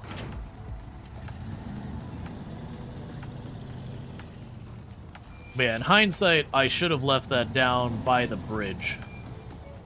Just like anywhere down there on the paved road. But I didn't think of it till I was already past where the antenna was down. I was like, ah, well, I'm already here. I'm not going to circle back.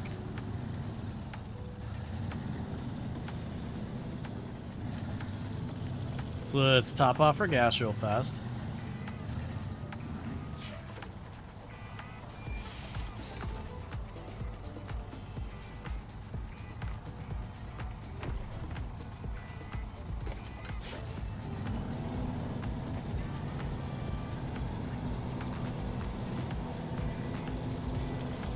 Grab you.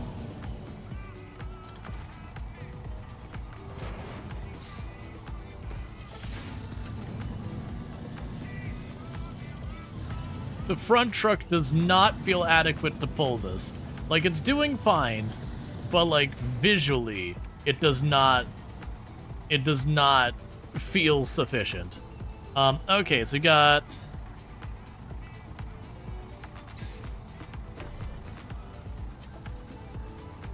I might just turn that in. I still get... I know it's still like 140 I can get out of you.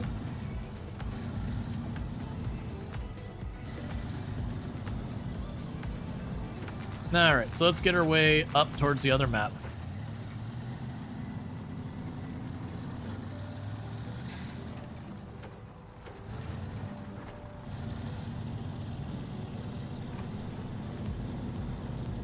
Yeah, so expect this to put up a bit of a fight. It's real heavy. I do wonder if they adjust the weight for these things as you get the gas out of them. I would imagine they do.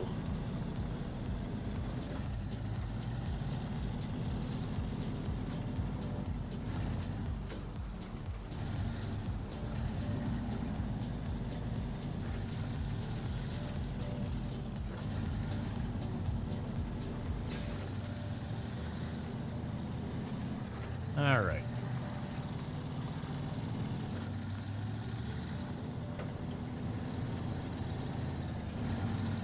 Yeah, so my plan for right now is to basically take this as far as I can into the other map we've opened up, just to get myself kind of a forward operations type thing. And then from there, we can see about trying to retrieve one or two of the quest objective items to like finish tasks over there, get that bridge built, and work on getting those. We saw 3 upgrades we can get a hold of, which will be good. Because one of those, whether it's that map or the next ones, is going to be the raised kit for the Freestar, which is a truck I'm currently using, which will unlock a lot more things I could do and make it so I can take this into doing some of those harder missions we've been putting off. Because that's part of the thing that SnowRunner, it's not super transparent on, is you do want to do some planning, being like, this mission is going to be easier for me to do now. That mission I probably am going to need something better for getting through it. Here's where I can get some cheap and easy upgrades, potentially a better vehicle, you know, versus trying to wait and a bunch of that. The moment I get the better tires, or I just score an off-road vehicle, we can start trying to go for some of those submerged vehicles.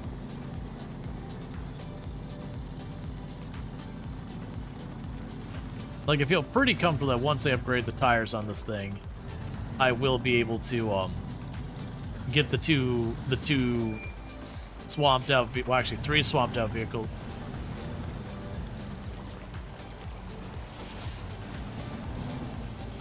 Not bad. That I will be able to get the swamped out vehicles off this map.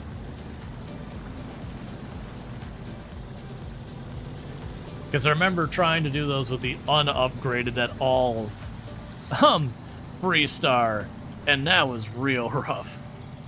Like, it did ultimately succeed in all 3 of them, but some of them it was like 2-3 attempts before I finally brought stuff out where, like, you know, you dragged it just a little bit and then you had to recover because you got stuck in the mud yourself. And we can't do that in hard mode. They'll just eat up all my money real fast.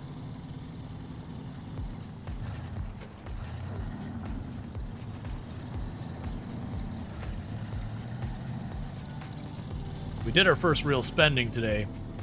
We bought those upgrades for the truck to be able to explore all that new area.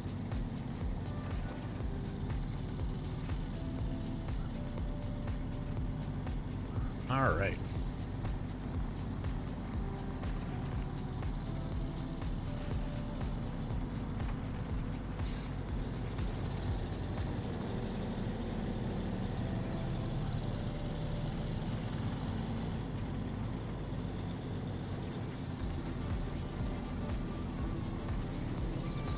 I do like the idea of once we finish out one of these maps, getting a dedicated vehicle that just has like a gas tank for a back, and getting a dedicated vehicle that's got like the service or the crane or whatever on it, just to deal with like whatever, like that we could just keep it right behind the area we're operating, you know, for a staging point, which is kind of what I'm doing with this right now, is I'm dragging this out to be a staging point.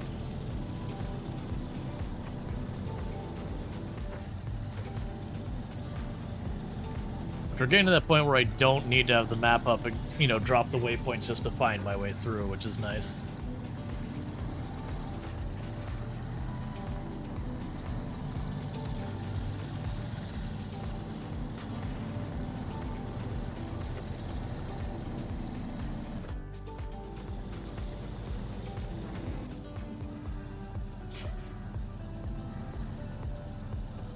Okay.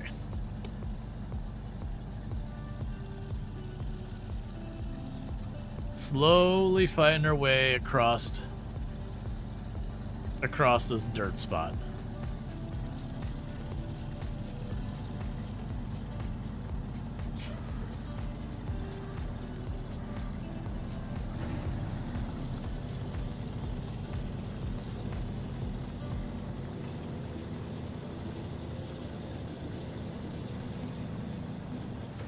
All right.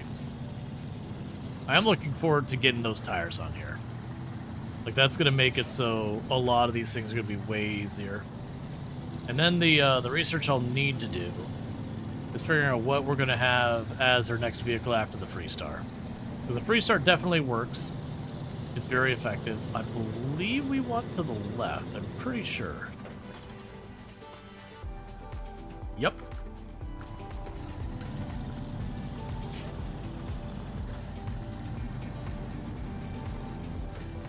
But once we drag out all the vehicles and the upgrades, let's see. Remember in your playthrough that you found a sort of scout that could fit a 90 or 900 gallon tank in the back, plus had all the qualities for exploring. Gotcha. I am unaware of what this vehicle is, but it wouldn't surprise me to have. I mean, 900 gallons is a real, like, this thing on the back here is like 1,000. So I would assume it's probably like 90 gallons, because 90 gallons would be, honestly, for a scout, still ridiculously large. Like, that's bigger than my truck's gas tanks on it. So I could see something like that. You can definitely add a decent amount of gas in the back of a scout, though. Wait, why did you say 900? Yeah, no, it's all good. I just assumed you added an extra 0. But the point is, you could definitely add, like, even if it's only like an extra 40 gallons, that's still basically like 3 full refills. Well, all right. So we want to take this over to the dam. We can bring it up here.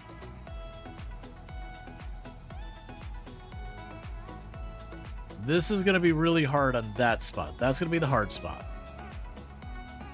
See how it goes. If I do get bogged down there, that's still not nothing. And I want to take it right up to where that bridge is.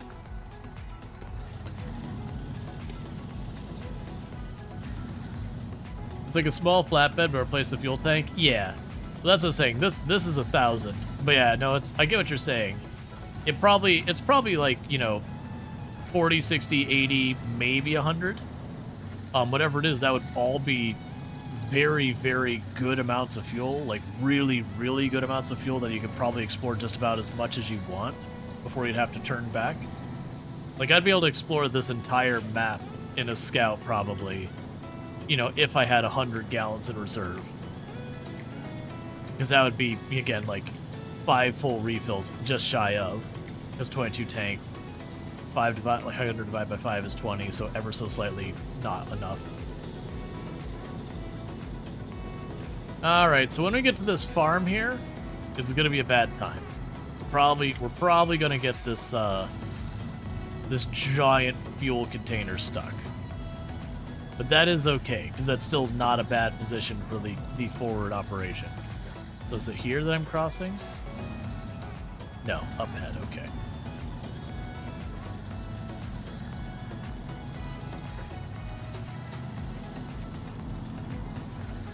Right. We shouldn't have any problems till we get up towards the farm area.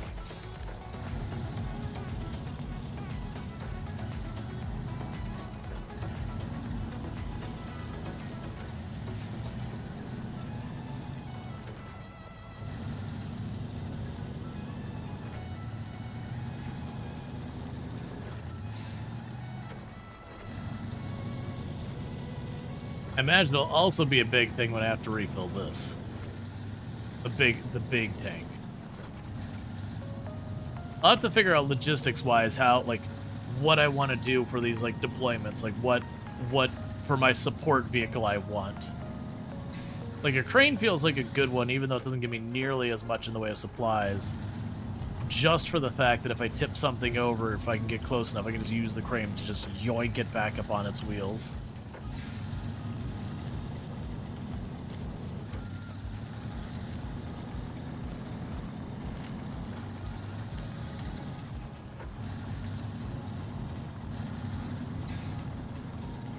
And then also having the crane, so should I spill cargo, I can actually put it back on its trailer. We'll see. It might be one of those things that have 2-3 support vehicles that everywhere I go, I drive like the gas vehicle, I drive the service vehicle, I drive the crane, and I park them all there, kill their engines, and I just go back and forth with all my other vehicles doing the hard work. And then I've got those vehicles, you know, to bail them out.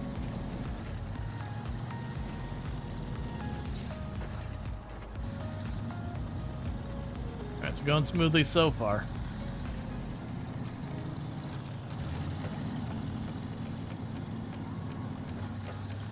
I overestimated what that was going to require.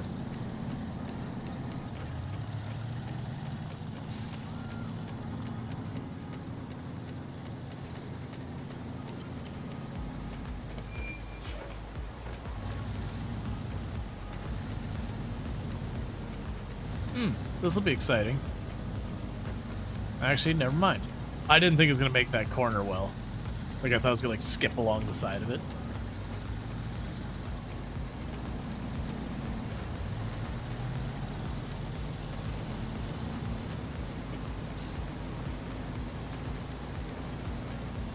Alright, so we do have a trailer up a ways that does have 2 planks, that if I bring them here, we open up more of the route. It's probably worth doing if it does seem like I can get that trailer without being absolute nightmare. Let's try and pull this up pretty far on the right as best we can, just to make room.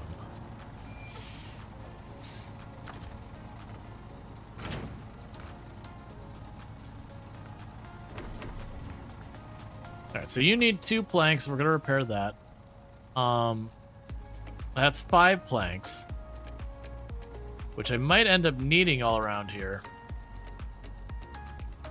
There's another trailer. Oh, was it the lost trailer? No?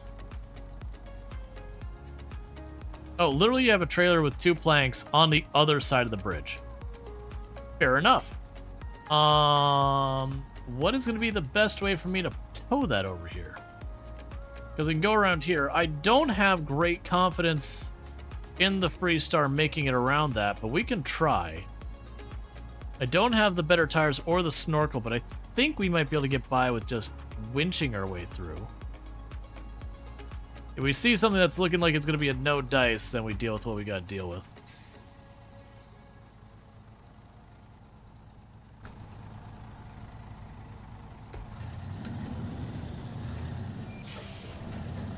Unless I did make the comment that I might be able to literally just cross right here.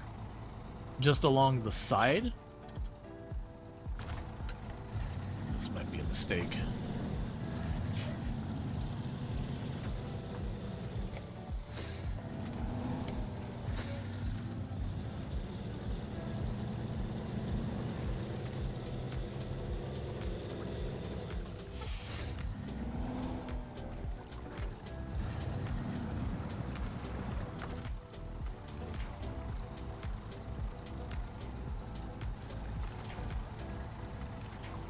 So in case you're wondering, instantly sunk in the mud.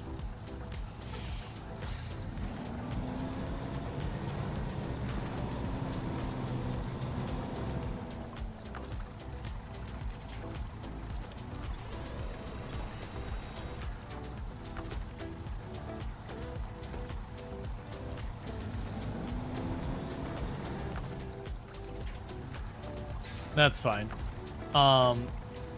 So release the winch, stop the engine. We'll just leave you there. I'm pretty sure the I'm pretty sure I can get at it with the truck. And then that'll be able to take care of it. So here's where our truck is.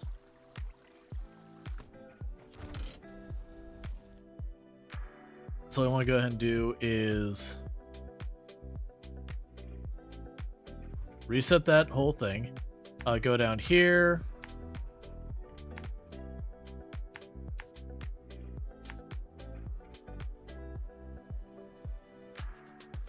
Yeah, we'll worry about the upgrades in a minute. I was like, I should grab these upgrades. Like, no, the whole thing here is that we don't have a lot of fuel.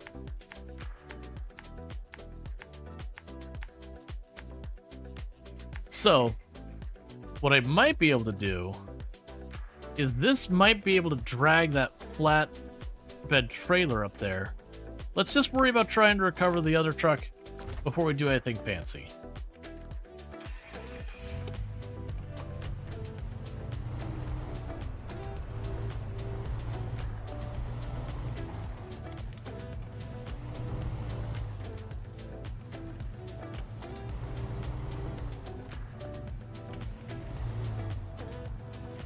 Okay.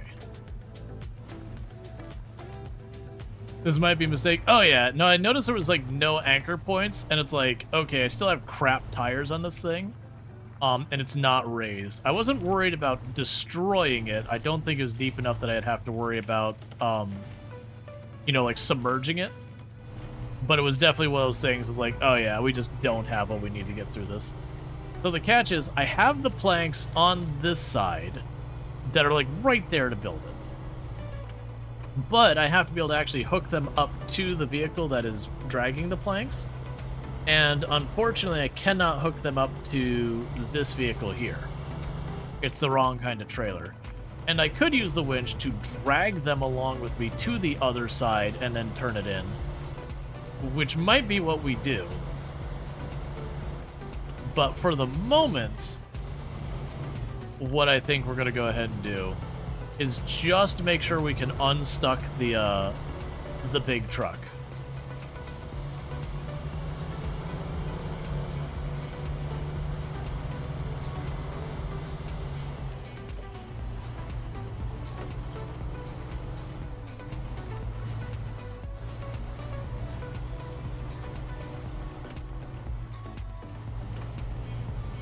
I do also kind of wonder if I would be able to... I don't think we can drag the truck all the way to this side of the river.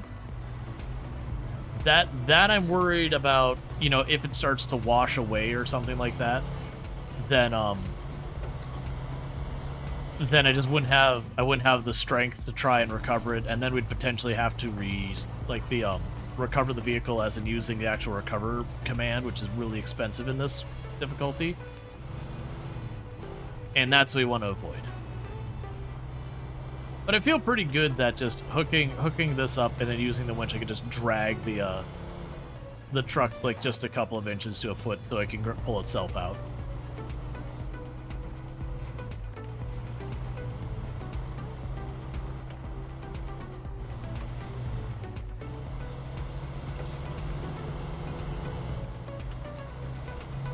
Okay.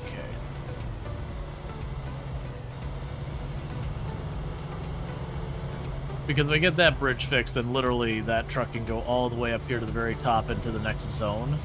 And then, you know, I'll have to see what the next zone's got so far as where I can get. Let's not overdo that in the speed. I'd really not like to roll this vehicle and then have to try and get the scout through all this. Sooner or later, that kind of thing's gonna happen, but I'd rather make that a later concern than a sooner.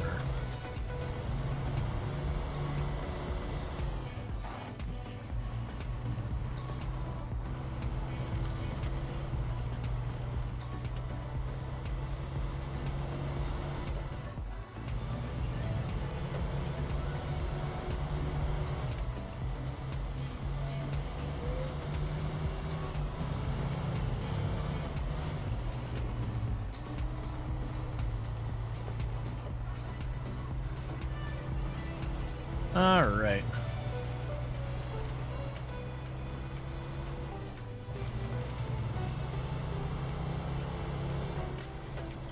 So pretty soon we should be where we need to be for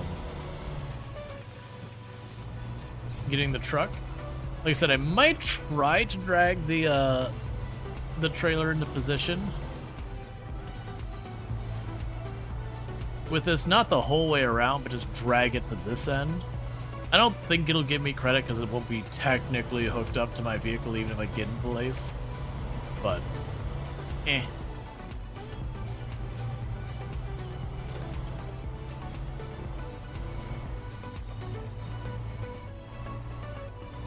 Because the alternative is there's a flatbed that's got 5 sets of planks, which is good if I need 5 sets of planks somewhere.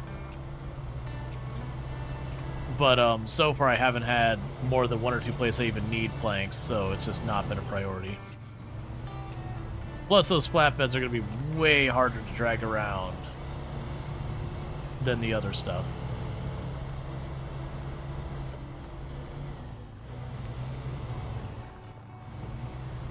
All right.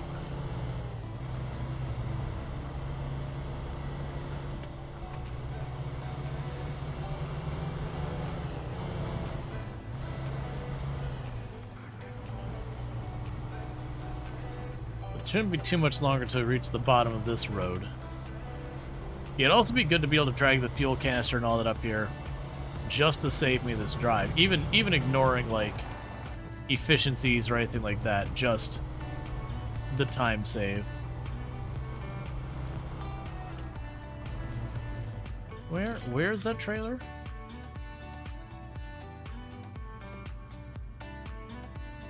All right, we'll worry about our stuck truck first. No, we won't because it's fine. No, I'm waffling, don't mind me.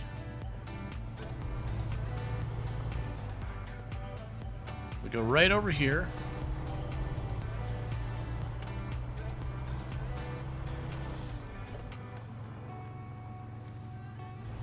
Where's the actual road, though?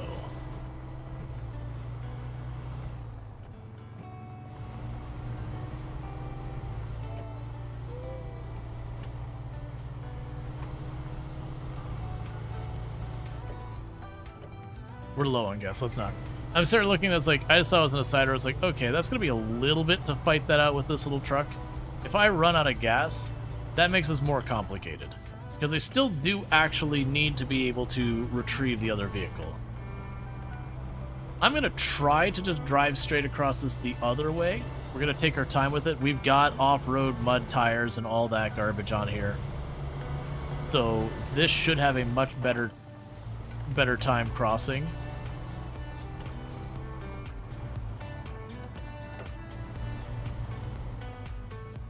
In hindsight, this area up here on the left looks way better for crossing. So maybe that's what we do.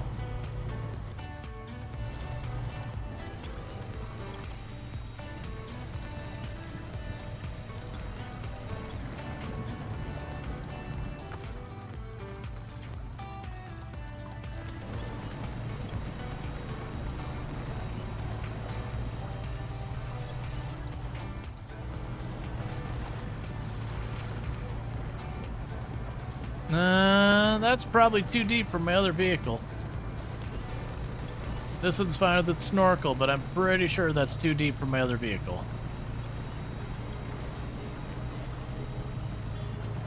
Like, I think with all the anchor points, I could definitely cut across there.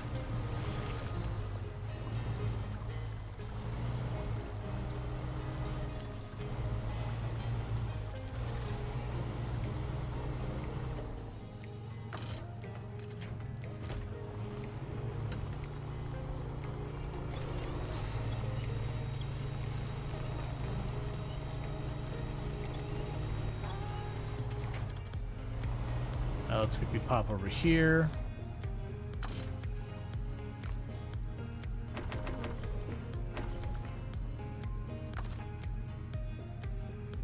I don't think we moved it much.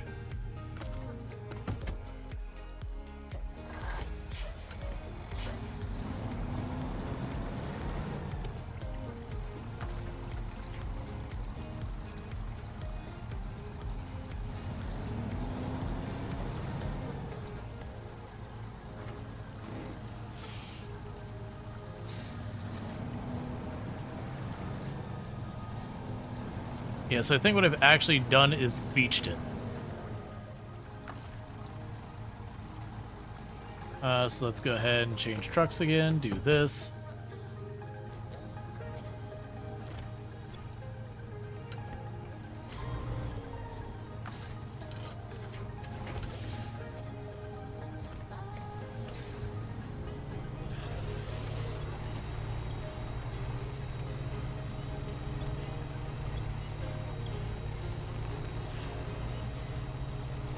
It'd be nice if we could see literally anything.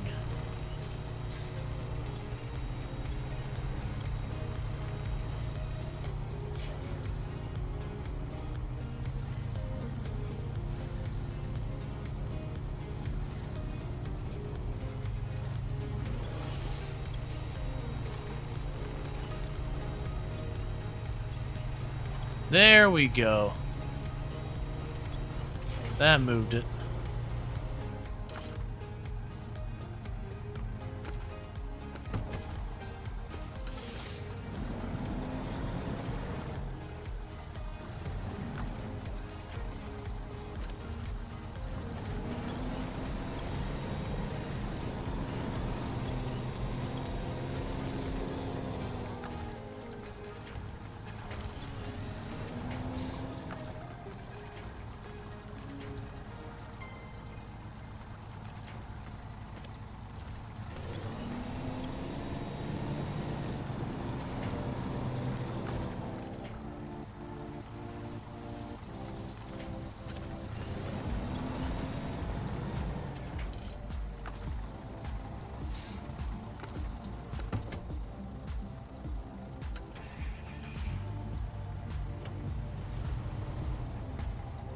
Alright, so this might work out okay.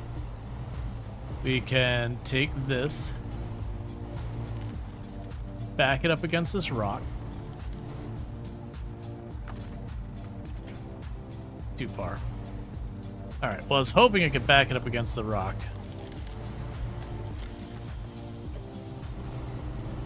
Because if I could have used the rock as a, a brace of sorts.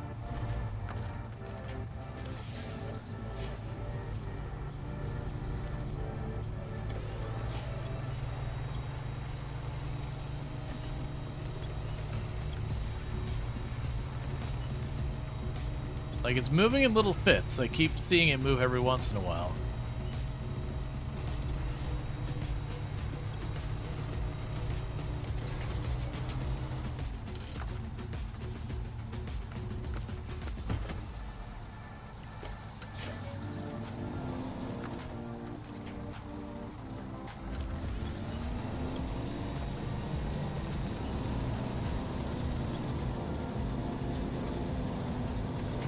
Alright. So change trucks. Do that. Actually, change truck again. Go here. Stop the engine. Change truck. Go here. We'll top off.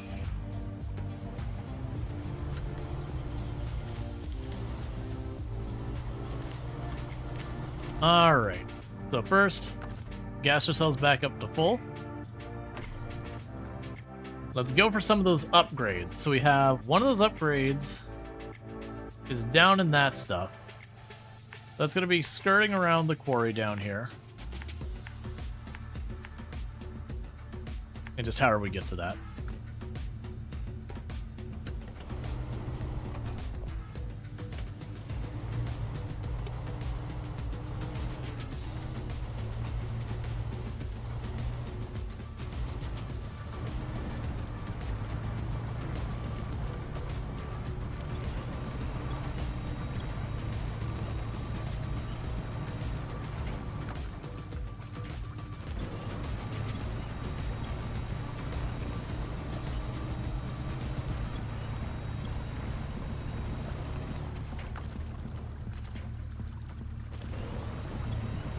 Okay, just pour ourselves straight across here as opposed to going around.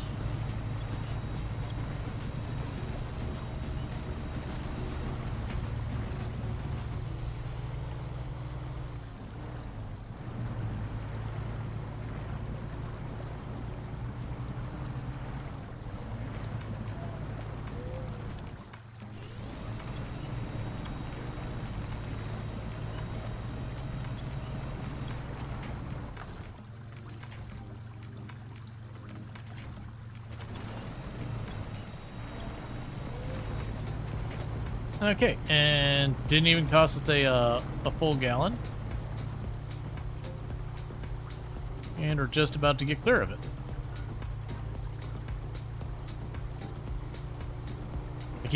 There we go. I was like, I keep waiting for it to just climb out of that. All right.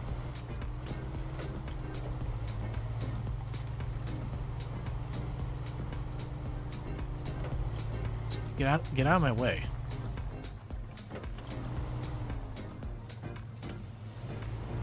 Alright, so we got an upgrade deep in the water. Let's go grab that, because like I said, one of those might be the raised kit for the Freestar, which will definitely help a lot. And we don't know what else is out here. I'm pretty sure we revealed all of the upgrades on this map, so it's just a matter of picking them all up.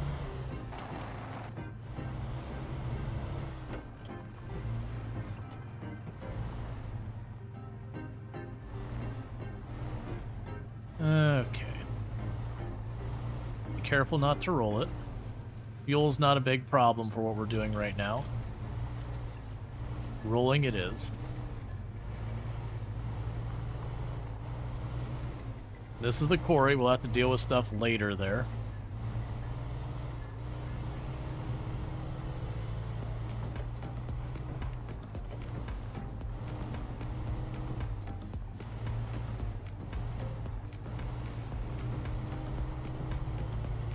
Okay.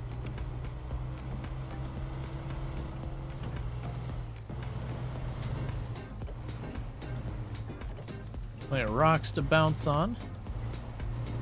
And yeah, so we should be getting down into another murky wetlands area.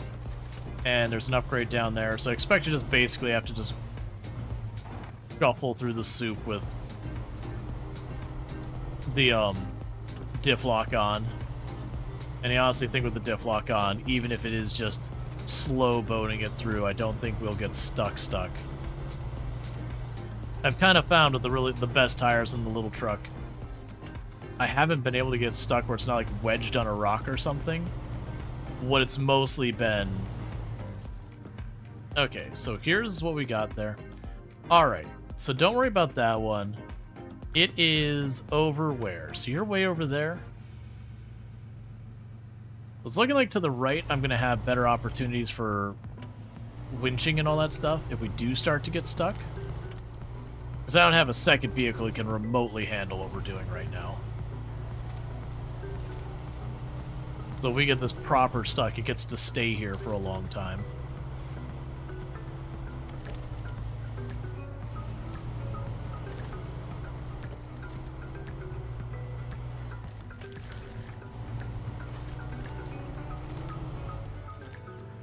Might be able to cross there.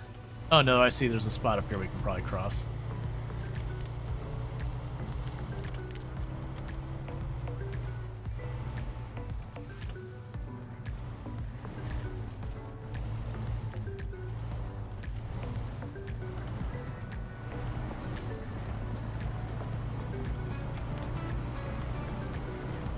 I might not even need to block at all for this. Just cruising. Alright, so raised for free star, scout. Okay. Alright, so with that, we can go down here. And you have an upgrade up there. Oh, that's way back here. Oh, and so is that one. Okay, I didn't see that connected. Yeah, so what we'll do is we'll circle back this way.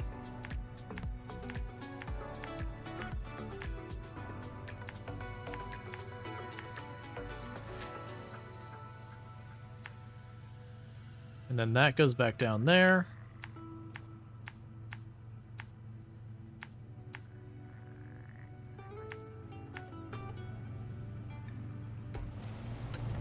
All right.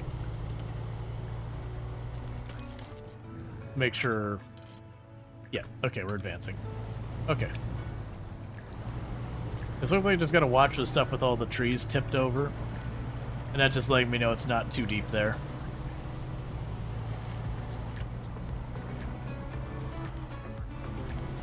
Like, honestly, things doing real well at cutting across all this.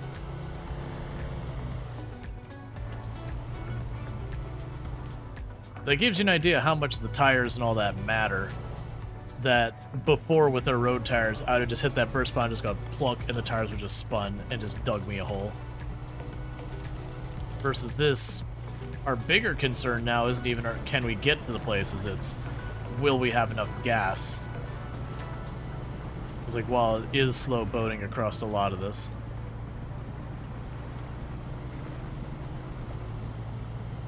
Even this is not that bad. But our big vehicles like the Freestar will get to be like this as well once we get the upgrades.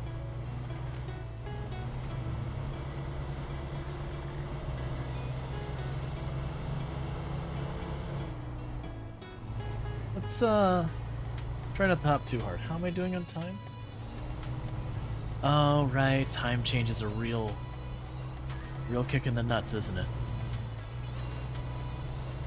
I'll probably get these upgrades and then wrap it, since here in the US we're losing an hour to leap forward on daylight savings time. So where normally I wrap up at 4 a.m., it's already after 5. But at this point I've already got it charted in. I just want to get these upgrades. See what we get.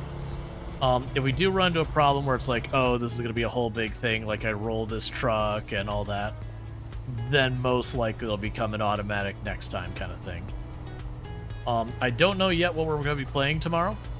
I am planning on streaming tomorrow. I don't expect to be late. There's a small chance that might happen. Tomorrow is my... Yeah, no, that's exactly Burning Sun. Yep, this would be normally when I wrap up, but time jumped ahead an hour, so... Time-wise, it's the same, like, it's the normal length stream, not the normal time because clocks are what they are. But yeah, so tomorrow is my actual birthday. So I am doing some stuff with family and all that. But I'm expecting that to be earlier in the day. And thank you for the follow. Welcome to the stream.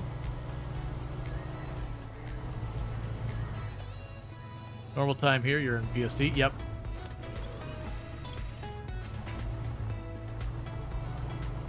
There we go, straighten that out. That is a steep incline to climb. Well, thank you.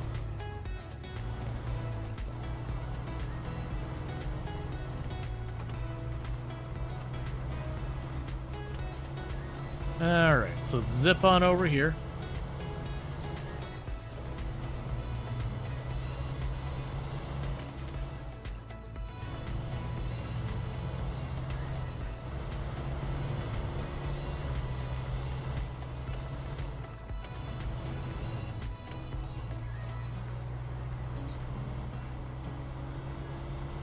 Probably should refill the gas. I hadn't planned to, but I'm looking at our gas tank, and we're just a little over half, and we haven't started down that side path.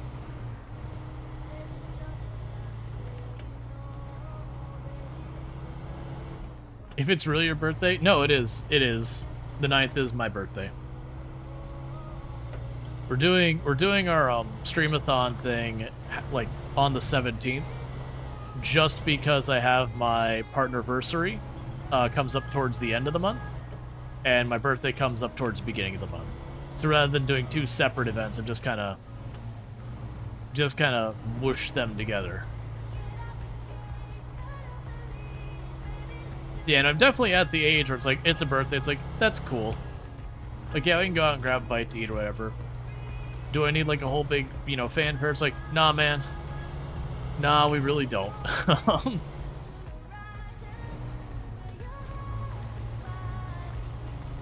I might actually save those upgrades for next time.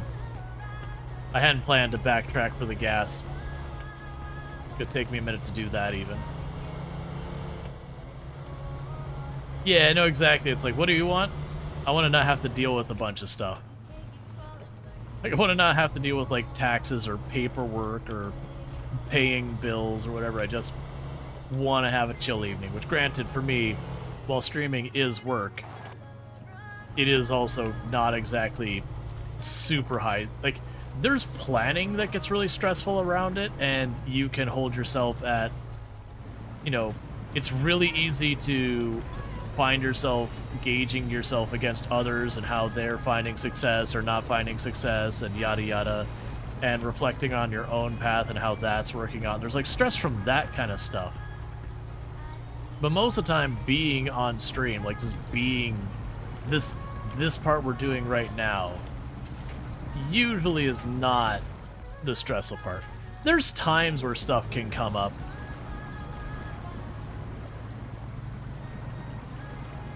where things can kind of be like, oh, this is a problem. How do I want to navigate it? Especially if it is like a significant problem with a long-term viewer, and you gotta sit there and go, okay, this isn't something I can let slide. Like, it's not a nothing burger. It's a bit too much. But like, you know, is this a one-off? Do I give them a little bit of leeway? Or is this like, you know, they've gotten comfortable and these are the, like, this is who they actually are kind of thing.